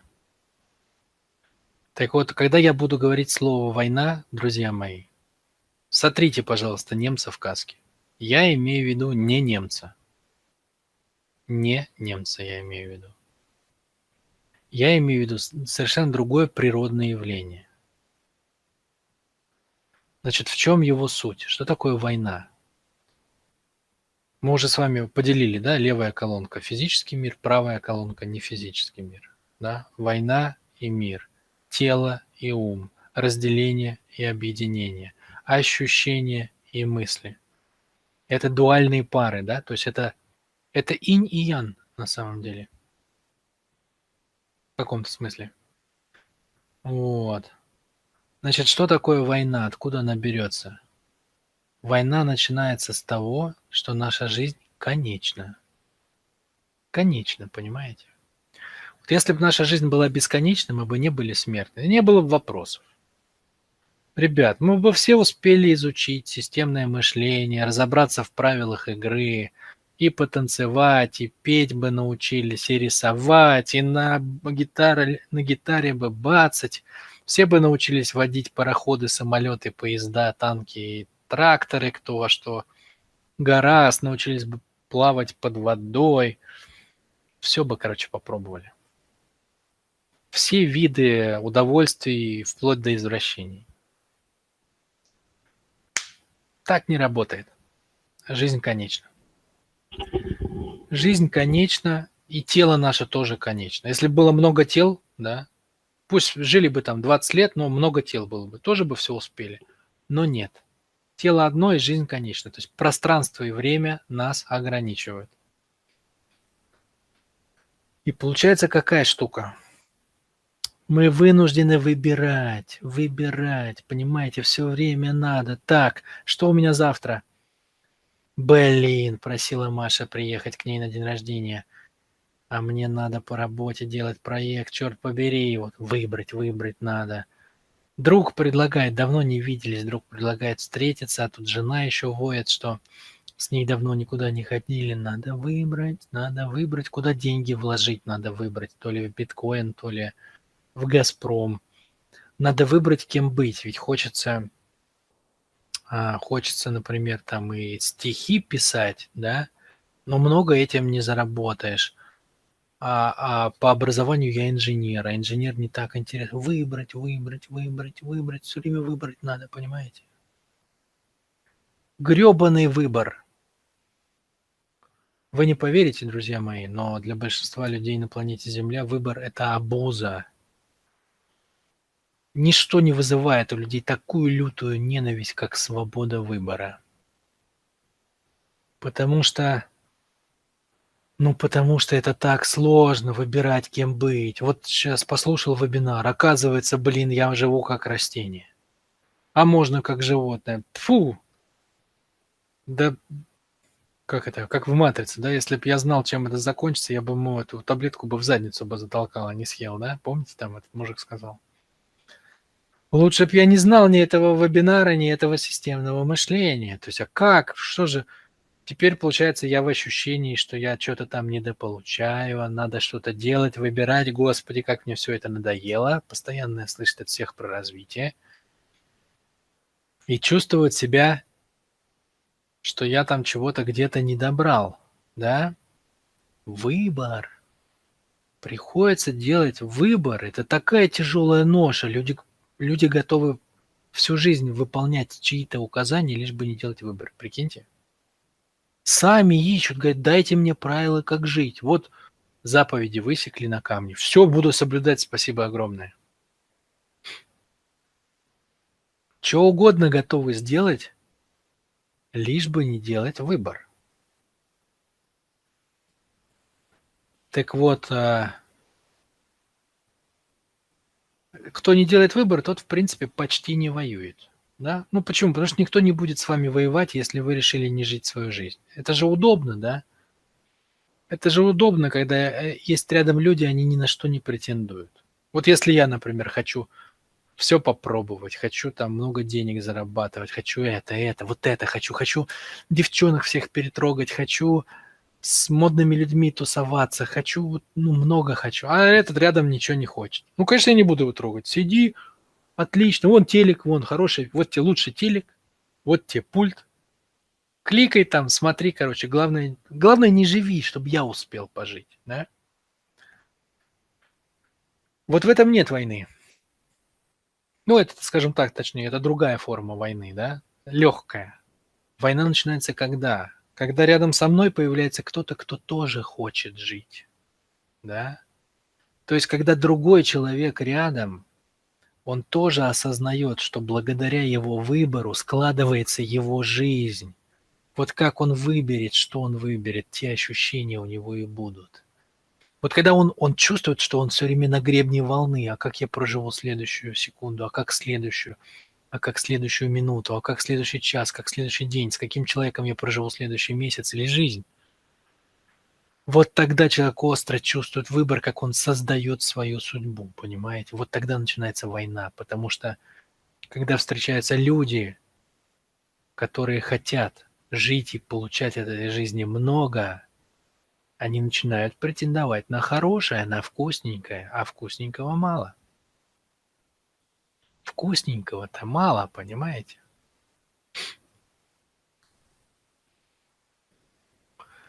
Вот что такое война. Это битва за ощущения. Кто из нас получит более крутые ощущения? Потому что все хотят. Все хотят жить хорошо. Все хотят много зарабатывать. Все хотят устроить детей, дать им образование. То есть суть войны в природе – это битва за ощущения. Потому что если не ты, то кто-то. Кому жизнь даст? Она не даст всем, она даст тем, кто больше всего хочет. Вот что такое ощущение войны. У меня одна маленькая жизнь, не такая уж и длинная. И моя задача, как я ощущаю ее, получить как можно больше более крутых ощущений. Ради этого, собственно, все создано. И те, кто распробовал, да, жизнь на вкус, они понимают это, они начинают шевелить лапкой, и начинается соревнование. Поэтому, когда немец в каске с автоматом в дзоте, это просто крайняя форма войны, да. То есть это один народ выясняет свое право, например, получать ощущения от определенной территории, там, владеть нефтяными месторождениями, лесами, там, еще чем-то. Но все заканчивается-то ощущениями. Война – это битва за ощущения.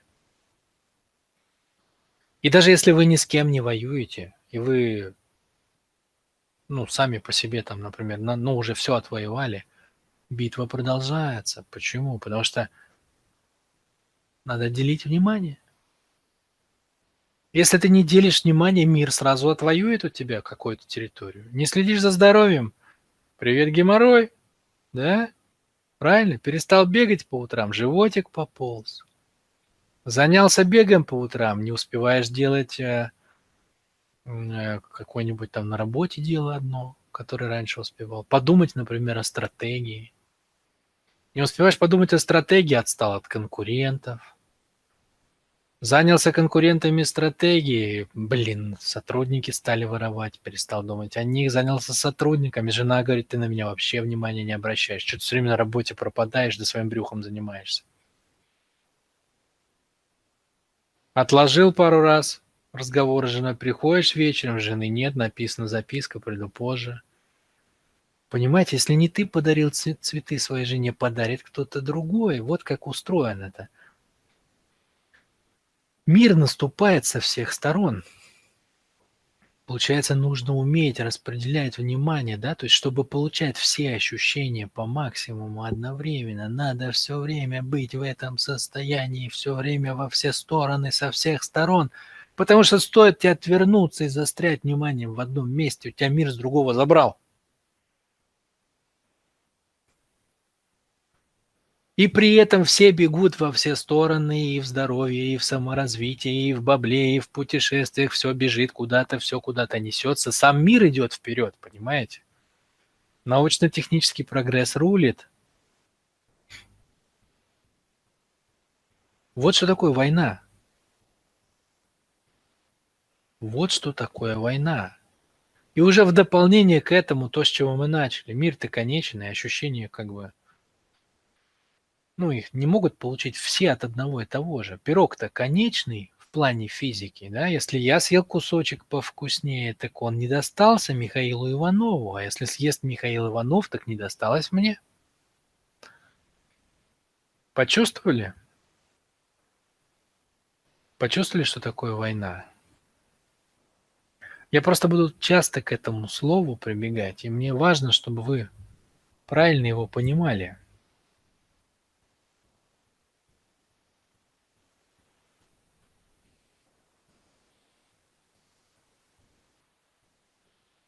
Соответственно, вся палитра ощущений, связанная с войной, войном, она увязана на это, да. Побеждать в этой битве и иметь самые крутые ощущения.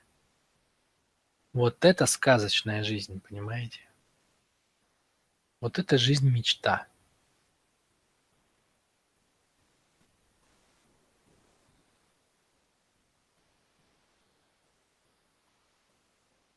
Чувствовать, что ты получил свой кусок пирога, что ты потребил. У меня на самом деле еще один слайд остался. Можем, конечно, на него забить. Могу рассказать. Как вы, готовы, не готовы? Скажите мне, вы еще со мной или устали уже все?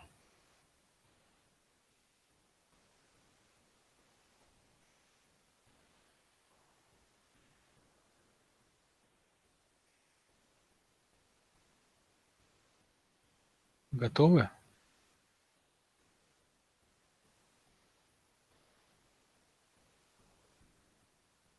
Дима готов, да?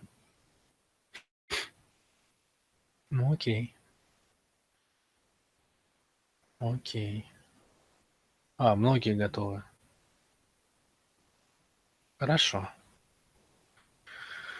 Хорошо. Тогда еще один слайд, последний на сегодня. Вот, он тоже насыщенный. Тоже насыщенный. Ну, не будем терять время, чё, погнали, да? Слайд у нас будет такой.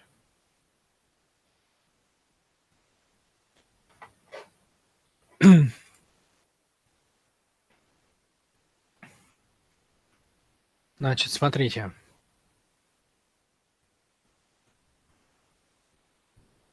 Смотрите. Немножко сел у меня голос.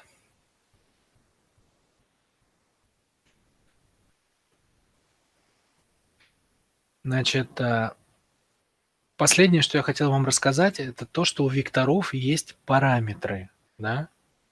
Параметры.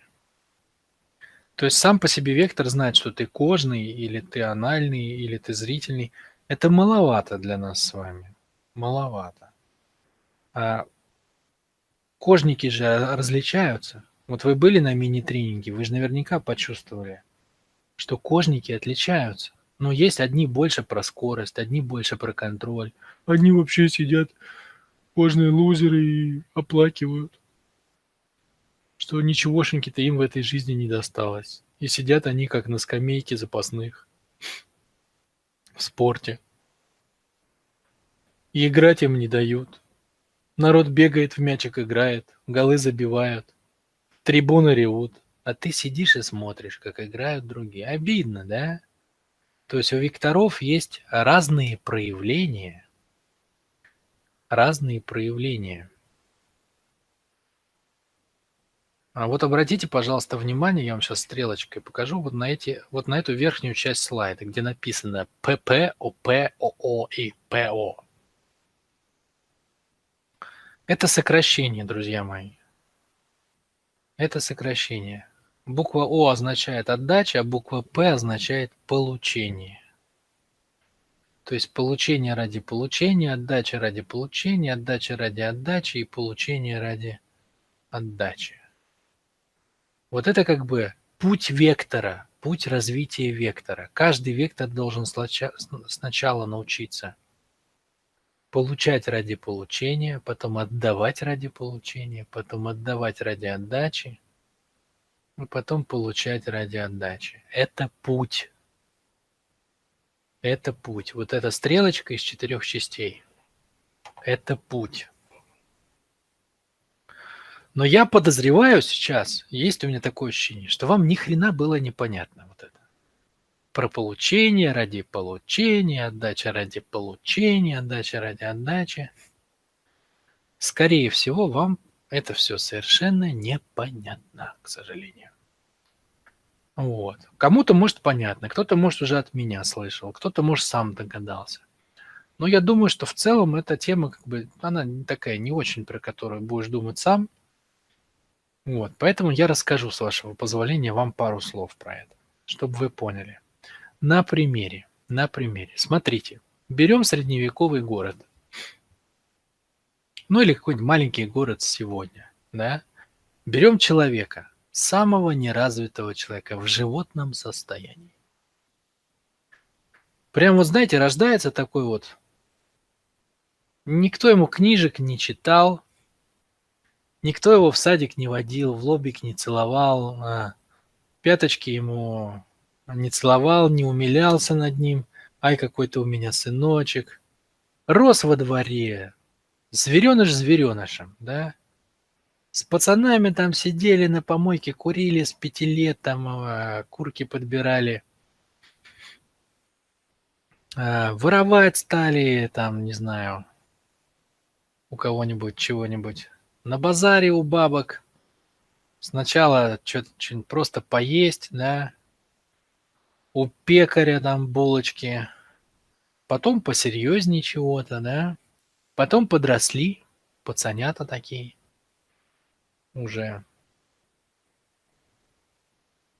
Ну, короче, с криминальными наклонностями и уже с небольшим уголовным прошлым.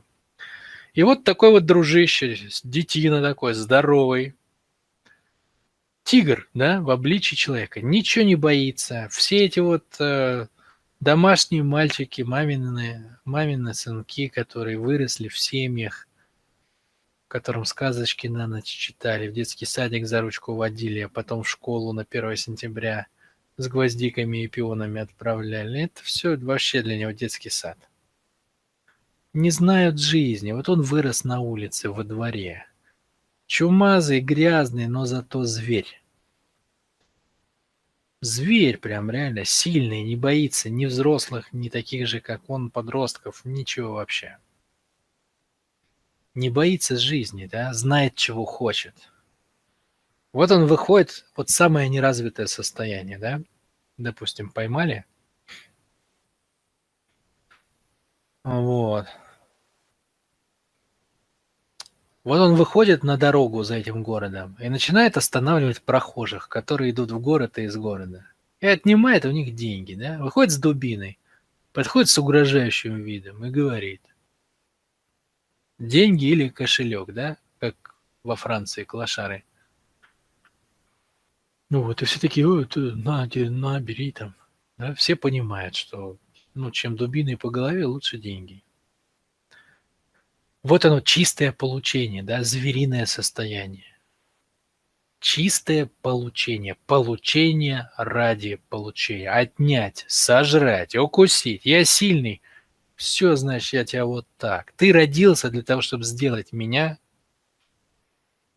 более довольным, чтобы удовлетворить меня, чтобы я от тебя получил удовольствие. Я более сильный, поэтому я его возьму силой и спрашивать тебя не буду, нравится тебе или нет. Понимаете?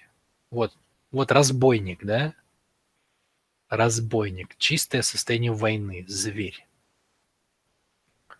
Не согласен, получай дубиной по лбу и лежи потом в канаве. Вот он так живет, понимаете? Вот это состояние для человека очень комфортное. Если он сильный, если он распробовал, да, вот если он раскрыл в себе животную силу, то ему незачем развиваться. Да, бей народ по лбу дубинами, да отнимай кошельки, и все отлично. И он никуда не будет развиваться. Он живет по правилам левой колонки.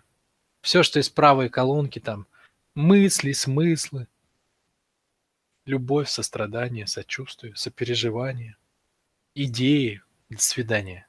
Я знаю, как устроена жизнь. Вот если вы пожили, как я, на помойке, да, побегали бы от ментов, рассказал бы я вам про любовь. И если человек в этом состоянии застревает, и его никто не корректирует, то он так и проживает всю свою жизнь. И, в принципе, это крутое состояние, потому что он реализован. Но чем оно не крутое? На самом деле его удовольствие очень маленькое. Это первое. И второе, общество страдает. Понимаете? Общество страдает. Люди говорят: а я не хочу идти по этой дороге. Там, я знаю, козлина с дубиной стоит. Он у меня на затылке шишка не прошла до сих пор с прошлого раза. Люди не захотят ходить в город, понимаете? Город начнет страдать. То есть если людей выводят из этого состояния, то это делает кто? Целое. Целое нам начинает показывать, что, дружище-ка, так неправильно себя вести среди нас. Неправильно вести себя так среди нас. Мы все страдаем от того, что ты там кошельки отбираешь.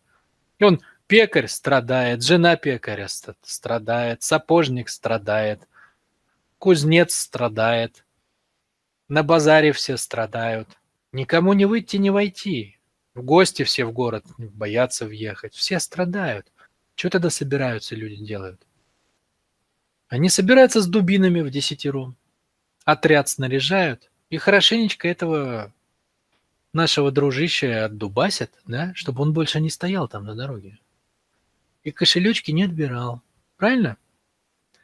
То есть человеку помогает выйти из состояния зверя, из чистого получения. Что? Давление общества. Оно ему показывает: мы так не живем.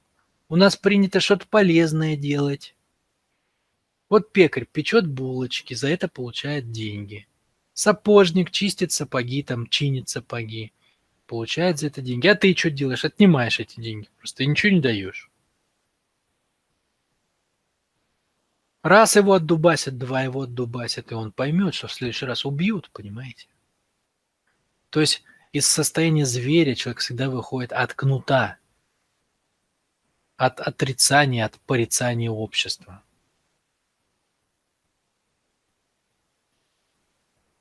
Окей, вот он стоит на дороге и думает, блин, нельзя отнимать. Не, вон они идут, с опаской поглядывают на меня. Ну, блин, убьют ведь в следующий раз. Так, надо что-то придумывать, надо что-то придумывать. И он начинает думать, что делать. Может, надо ему что-то дать взамен за эти деньги? И тогда это уже не будет называться отнял, это будет называться продал. Да, то есть, ну, я ему что-то, и он мне что-то. Ну-ка, сделаю-ка я себе MLM бизнес, сетевой маркетинг.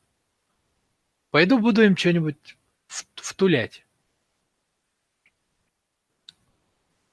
Косметику, шампуни, Гербалайф, витамины. Что там они еще втуляют? Еще какую-нибудь штуку, да?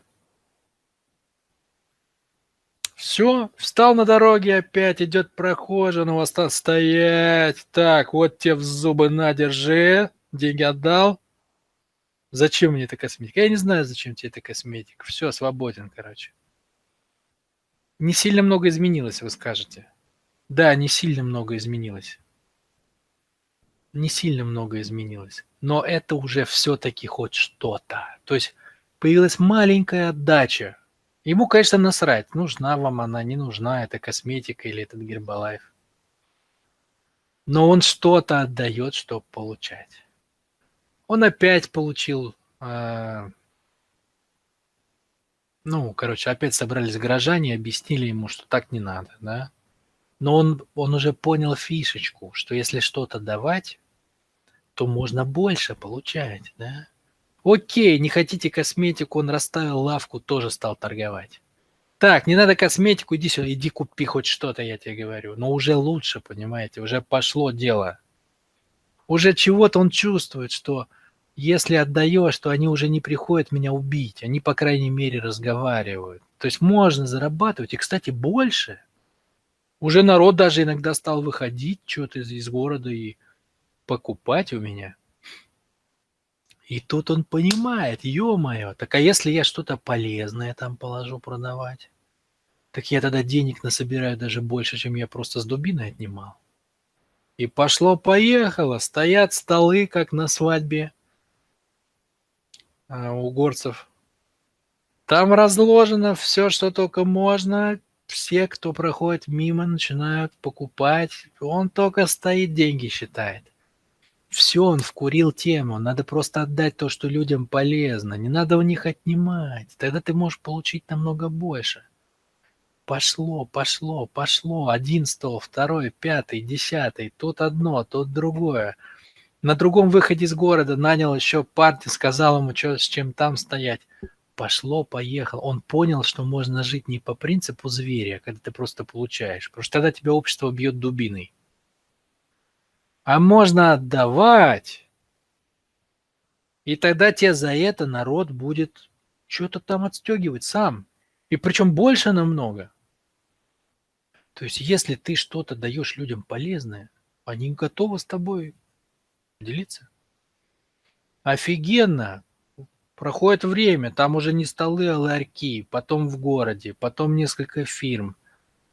Ну, понятное дело, там не без фирм однодневок, есть что-то, какие-то налоги, там нюансы, манипуляции, но в целом все торгуем. Короче, мебель производим, занавески шьем, плитку на пол кладем, компьютеры, там, я не знаю, швабры, лампы, косметика, одежда, все, что хочешь. Все у меня кругом магазины, процесс идет. Я ж знаю, что я хочу. Я хочу денег, я хочу классную машину, хочу вообще королем-тузом ходить. Все, пошло-поехало, получается.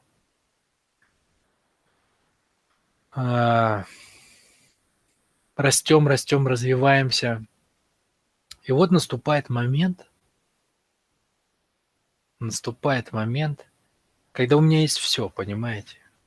На главной улице все магазины мои.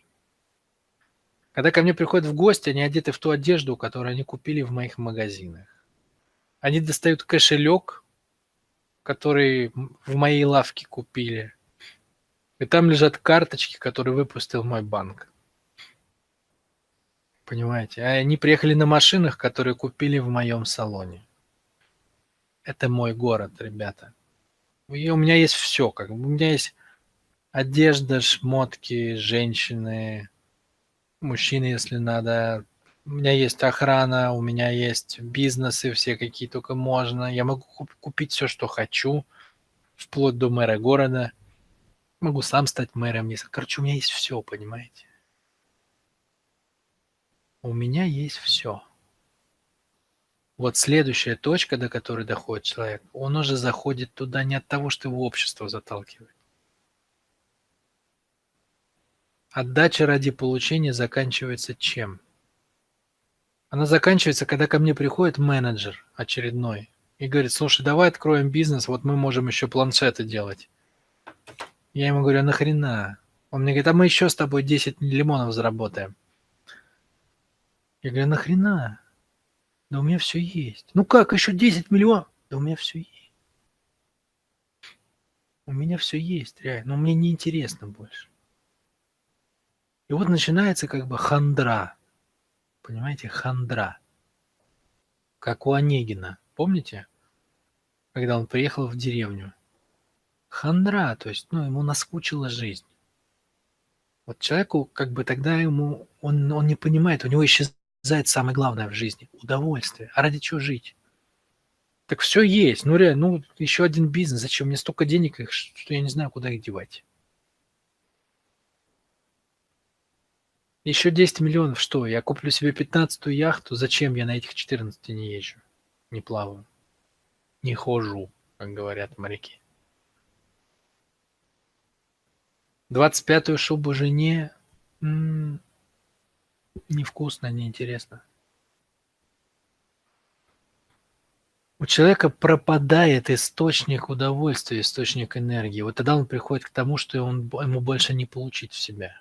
Понимаете?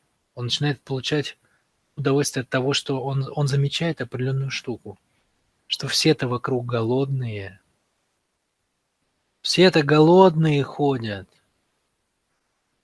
Все-то это у меня дофига машин, квартир там, шуб и яхт. А они-то все голодные, они все хотят жить лучше, все как один хотят жить лучше. И когда я начинаю им помогать сделать их жизнь лучше, я вижу, как загораются их глаза, я вижу благодарность в их глазах. И я понимаю, вот что я могу еще делать. Вот от этого есть кайф. Потому что от себя уже нет кайфа в себя получать. Все, мой зверь наелся. Мой зверь наелся. И тогда жизнь обретает новый смысл, потому что появляется новое удовольствие. Отдача ради отдачи. То есть я начинаю получать удовольствие от того, что я отдаю другим, не чтобы они мне заплатили, а просто от того, что им в кайф. Я тоже получаю, то есть это отдача ради получения. Но коротко, если назвать, то отдача ради отдачи. Мне уже не важно, сколько ты мне заплатишь, там, всю цену, не всю цену. Я могу подарить, благотворительность какую-то сделать, могу просто помочь. Могу искать таланты и развивать их.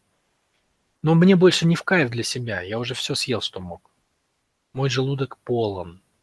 Вот теперь, помните, я говорил, настоящее развитие человеческое может быть только когда ты сам внутренне наелся. Вот только теперь по-настоящему я могу отдавать. Когда я сам сыт, да, то есть тогда любой другой человек во мне видит, что я не манипулирую, чтобы от него что-то получить. Все, я уже наелся. А просто от избытка, понимаете? Отдача настоящая происходит от избытка. И я начинаю просто делать мир лучше. Я в городе меняю стены, ставлю новые ворота, перестраиваю церковь, строю еще одну. Просто улучшаю жизнь жителей города. Открываю школу и университет, и больницу бесплатную, и детскую площадку поставлю, черт побери. И гопников всех поймаю таких, какими я раньше был. И всех, блин, отправлю, короче, чтобы учились.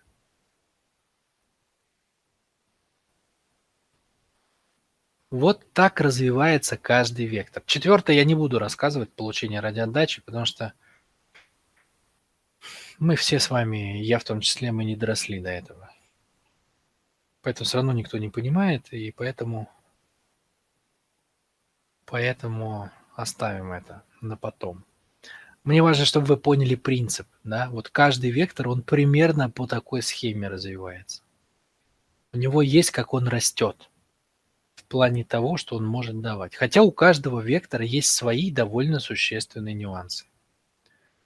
Поймали ли вы это? Увидели ли вы, как в человеке зверь развивается в человека? Поняли ли вы эти этапы?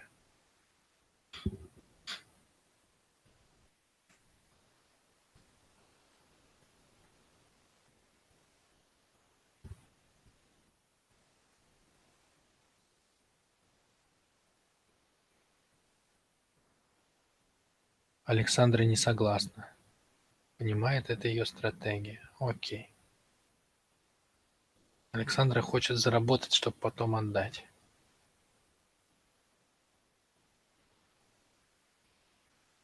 Зря считаете, что четвертый будет неинтересно и непонятно. Ну, может, дойдем до четвертого на векторах.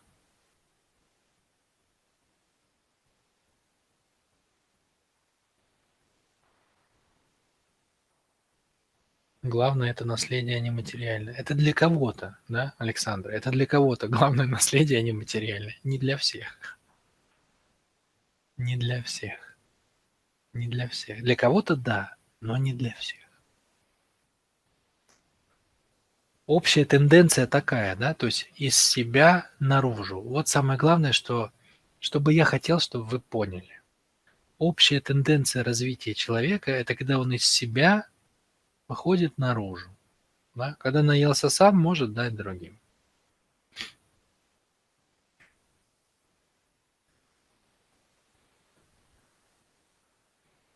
А если не было ПП и началось СОП? Не уверен я, друзья, что такое бывает. Хорошо, последняя мысль. Последняя мысль. Подольше у нас получилась вводная лекция. Ну, что, дольше, больше же не меньше, да? То есть я думаю, что у вас было бы, наверное, больше претензий, если бы я обещал вам по 3 часа, а сделал бы 2, да? А когда я обещал 3, получилось 4. Это же, наверное, не хуже, потому что многие вещи, ну, поподробнее, с большими примерами, с более глубокими.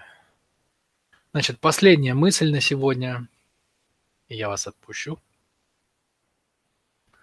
Спать. Последняя мысль о чем? Первый параметр был развитие. Вот это только что то, что я вам рассказал. А второй параметр, вот посмотрите, пожалуйста. Вот это мы говорили с вами про вот эту стрелочку, да? ПП, ОП, все дела.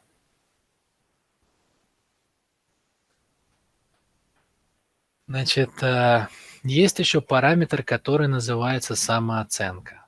Вот теперь посмотрите в нижнюю часть слайда, вот в эту. Да, здесь такая линейка. Посередине линейки 0. 0 – это идеальное состояние. 0 – это баланс. Есть минус 3. Вот это сильно влево минус 3, где написано страх. Есть плюс 3. Это стрелочка вправо, где написано неразвитость. А вот 0 – это посерединке. Это не минус 3, не плюс 3, это баланс, еще раз. Да? На нуле, как вы видите, сталкиваются я и среда. Да? Вот здесь два борющихся человека. Это две стрелочки, которые столкнулись лбами. Одна стрелочка – это я, одна стрелочка – среда.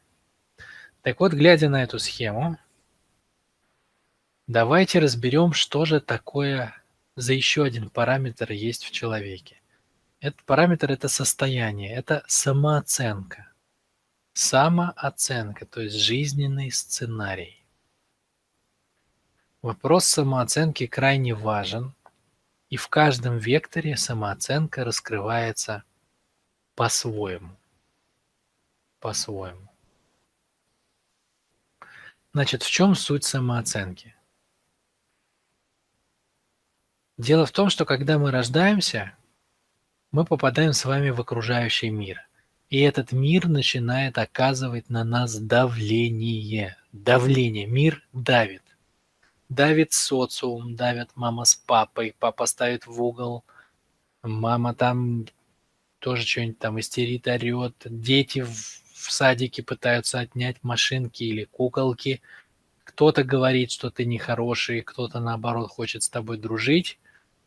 То есть начинается жизнь, и она оказывает на нас давление, влияние. Вот. И мы начинаем если на нас что-то давит, то, естественно, нам надо противопоставить какую-то силу внутри себя этому давлению, да? То есть, если взять, например, по десятибалльной шкале, если среда давит на 5, то надо изнутри создать силу внутри себя на 5. Для чего? Для того, чтобы выдерживать это давление. Ну, например, когда меня приводят первый раз в детский сад, то это давление там чуть ли не на десятку, да, неизвестные люди первый раз без мамы. Вот. Или когда пацаны приглашают драться, да, на десятку. А когда просто там сидим, плюемся друг друга, это на пятерку. А когда наоборот играем, это на единичку. Ну, то есть давление разное. Давление разное. И его надо выдерживать. Когда давление на 5, надо найти себе силы на 5. Когда давление на 3, надо найти силы на 3. Когда давление на 10, надо найти силы на 10. Если мы научаемся это делать, то мы растем здоровыми. Да? То есть мы себя нормально чувствуем в условиях давления жизни. И задача родителей во многом не создать для нас давление свыше того, которое мы можем выдержать. То есть его все время надо повышать, но постепенно. Сейчас я тебя кормлю с ложечки, завтра ты ложечку держишь сам. Но я тебе помогаю пить из кружки, а послезавтра пьешь из кружки сам. А теперь ты чистишь сам зубы, а теперь ты сам ходишь в школу, а теперь ты уже сам решаешь свои уроки, там, математику. То есть процесс взросления – это процесс постепенного взятия на себя ответственности и столкновения с давлением окружающей среды. И если деток маленьких мы разнимаем, то подростки уже сами там решают, какие у них с кем отношения, да. Вот, то есть надо суметь вырасти так, чтобы внешнее давление окружающей среды тебя не сломало. Потому что если давление оказалось больше среды, вот эта ситуация, да, синяя стрелка больше красной, слева. В -3 мы попали, да, то есть мир меня запугал, забил, ударил меня.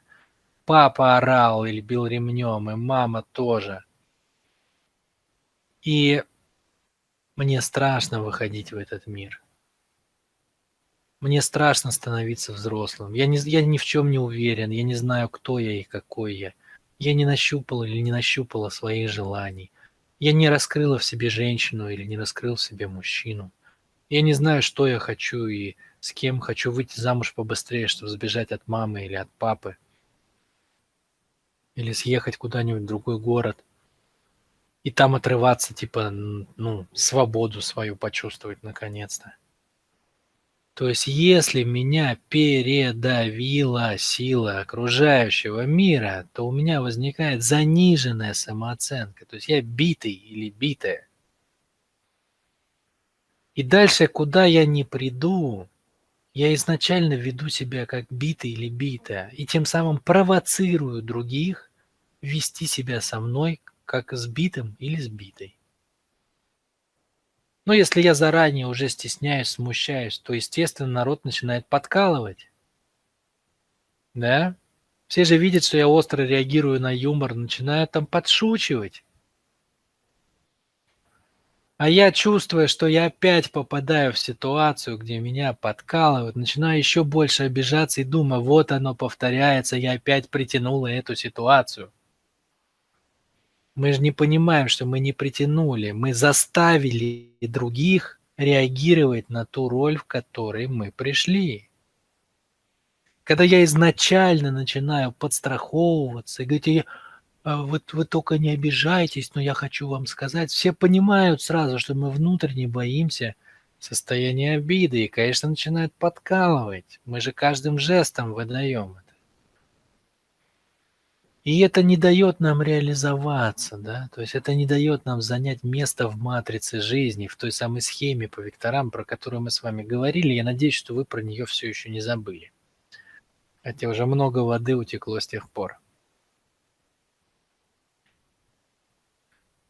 Вот что такое заниженная самооценка, да, когда мир передавил меня. Поэтому такой анальник будет в обиде, обиженный, он будет, например, бояться навязывать свое мнение, очень тактичным будет, ему будет сложно отстаивать свое мнение в спорах, будет, ну, замолкать, когда будут ему возражать, соглашаться будет, хотя внутренне будет чувствовать, что прав, проигрывает, ну и так далее, да. И наоборот, если давление было слишком небольшим, а есть такие детки, у которых мама прыгает в огненное кольцо по хлопку, да, а когда второй хлопок прыгает обратно задом. То есть, как маленький царек такой рождается, вокруг него все бегают, прыгают, на руках носят, и он совершенно не, ну, как бы он привыкает командовать взрослыми людьми, требовать свое что-то, что он, может, даже не заслуживает. То есть давление мира на него недостаточно. Он вырастает в состоянии, как будто ему все должны. Он не умеет слушать других, он гнет свою линию, он требует свое, он пренебрежительно относится к остальным. Он борзый, наглый, например, да. Если с заниженной самооценкой будет неудачник, то с завышенной будет наглый. И точно так же его мир будет корректировать, да, то есть он будет нарываться на тех, кто будет давать ему в лоб, чтобы малость это поостыл. То есть мир всегда будет возвращать нас обратно. Неудачника насмешками, наглого тычками. Но говорят, наглость второе счастье. Почему? Потому что, хотя он мало получит от жизни удовольствия, то есть ему, ну, как бы он может остаться разбойником навсегда, но он внутренне в комфорте. Вот тот, который с заниженной самооценкой, он внутренне в дискомфорте. А тот, который с завышенной, во внутреннем комфорте. От него среда не в комфорте, общество не в комфорте. А самому ему внутренне кажется, что все окей. Хотя у него тоже там свой тип страданий есть. Почему? Потому что, у него есть легкое ощущение неадекватности своей. Так вот, именно впадание в одно из этих, оно и мешает. Именно самооценка, которая пошла либо влево, либо вправо, она и мешает нам идти вот этим путем, да. То есть вот если от нуля мы идем вверх по этой стрелке, то страх или неразвитость не дает нам двигаться дальше. Неразвитость — это мы остаемся в состоянии разбойника. А страх — это что такое? А страх — это когда нам страшно быть зверем, да? То есть мы не умеем толкаться локтями и руками. Мы начинаем выдумывать, что наша жизнь не в этом, что нам главное оставить после себя след, главное быть умным, главное не обидеть другого. Все что угодно, лишь бы не прожить вот это состояние, как бы, что я хочу и делаю то, что я хочу. То есть человек с заниженной самооценкой, он даже не выходит на вот этот путь, да, получение, отдача ради получения, отдача ради отдачи. Он начинает играть в игры, в хорошего, в умного, в благородного, там, глубокого, не прожив само животное состояние. То есть он занимается подменой. Подменой. А другим говорит, что они просто не поняли, не глубокие, не интересные, недостойные. Ну, или мысленно так говорит.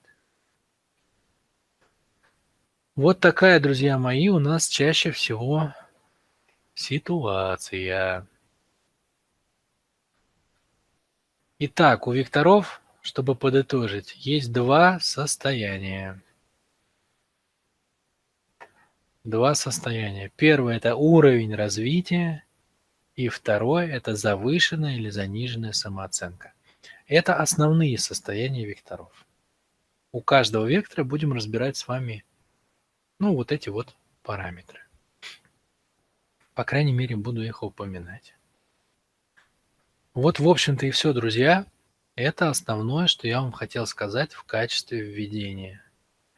Надеюсь, эти мысли вам понравились, вы нашли их полезными. Вы можете быть с ними согласны или нет, но я вам хочу сказать, что я довольно неплохо разбираюсь в человеке, и эти мысли во многом выстраданы, да, то есть не торопитесь их отрицать, если они вам не вошли. Возможно, вы найдете что-то позже, что поможет вам их там лучше прочувствовать, согласиться. Если нет, то просто примите это к сведению как некий принцип, на котором будет дальше происходить наша работа. Вот. В любом случае, как точку зрения, это учесть довольно полезно. А, Да, в общем-то, это все, да. Не знаю, наверное, нам не стоит сегодня вопросы обсуждать, потому что поздно уже. Хотите, отвечу на парочку, вот, кто сейчас первый задаст, там один-два вопроса. Но, в принципе, на этом закруглимся, потому что уже и голос сел, и поздновато. Да и я думаю, что сегодня такое насыщенное было для вас погружение. Даже те, кто давно со мной, наверняка как-то вот более целостно эту картинку увидели.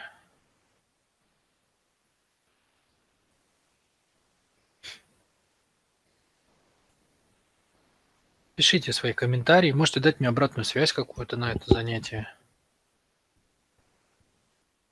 Что вам понравилось, что не понравилось, что было понятно, что непонятно.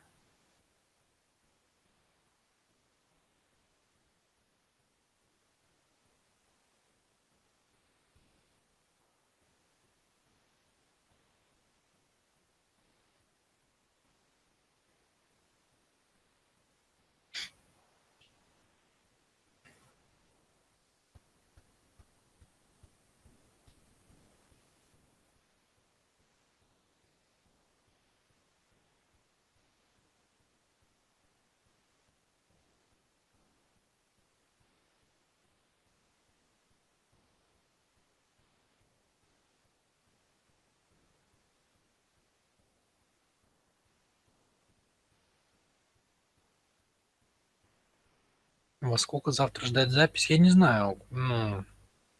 Я же не сам их обрабатываю, если честно, не сориентирую вас. Но не волнуйтесь, мы как только все будет готово, вам отдадим сразу. Так, насыщенно, доходчиво, понятно, полезно. Надо подумать, много подумать. Ну окей. Раис уже не жалеет, что пришел. Ну, я рад, что вы не жалеете, что пришли. Контрарность и комплементарность векторов. Вот это не моя терминология, там контрарность, комплементарность. Я вам расскажу ее по ходу, как буду сами вектора рассказывать. Потому что сейчас вы ее без понимания самих векторов, чего они говорить. Можем в качестве подытога этот вопрос оставить, если он будет интересен.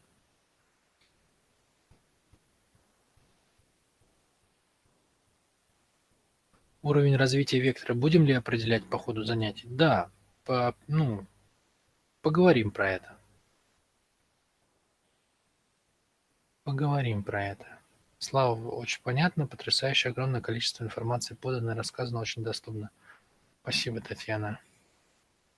Каждый вектор или их связка развивается отдельно, или для реализации, например, кожного необходимо реализовать анальный.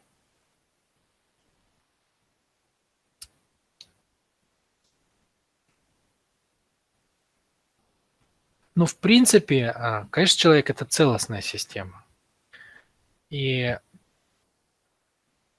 а, лучше развивать, знаете, вот так вот, немножко один, немножко другой, немножко там третий, да, потом снова там первый, второй, третий. Так вот подтягивать их один за другим. Но развивать вот только один тоже можно. Никто не мешает. Просто зависит от того, какую вы судьбу хотите прожить, понимаете? Вот реально, разные акценты в векторах, разные судьбы. Можно прям качнуть кожный, заработать денег, потом подтягивать все остальные. Хватит ли жизни, хватит ли желания, хватит ли потом энергии. Можно все постепенно, но тогда не будет быстрых результатов, но зато вы будете в более гармоничном состоянии. Вопрос, вопрос. Может ли человек в страхе из этого выйти? Может. Может, шансы имеются всегда. Друзья, я могу вам еще одну хорошую новость дать, раз вы на эту тему беспокоитесь. А, Что бы с вами ни произошло в плане состояния, как бы хреново они ни были, если вы в себе что-то обнаруживаете, все можно поправить. Все, это вообще смысл моей жизни, понимаете, помогать людям поправлять свои состояния. И я в этом как бы, ну, это моя фишка, понимаете? То есть я как бы создал модель человека на данный момент, собрал ее по кусочкам, а, и имею понимание большинства его механизмов, довольно глубокое. Вот можете пообщаться с теми, кто у меня тренинги проходил, особенно кто большие тренинги, там освобождение, например, проходил. Очень глубокое понимание человека сейчас есть. По сути дела, вот до проводков, до микросхемы. Ну, в плане, что и саму микросхему тоже. И подсознательное, и бессознательное, и сознательное, и надсознательное, и как все работает, и вектора, каналы, игры. То есть, ну, реально полный комплект. Поэтому, в принципе, можно разобрать психику и собрать. И я постоянно этим занимаюсь и постоянно в этом совершенствуюсь. И вы почувствуете это. То есть я вам сейчас буду рассказывать вектора, как бы вы увидите, ну, я думаю, что вы увидите вообще, как человек работает, как он устроен, какие как бы прекрасные вещи в него заложил Творец, и они никогда не ломаются окончательно. Всегда можно с этим работать, всегда можно это поправлять. Вопрос усилий, конечно. Вопрос усилий, понимания технологий.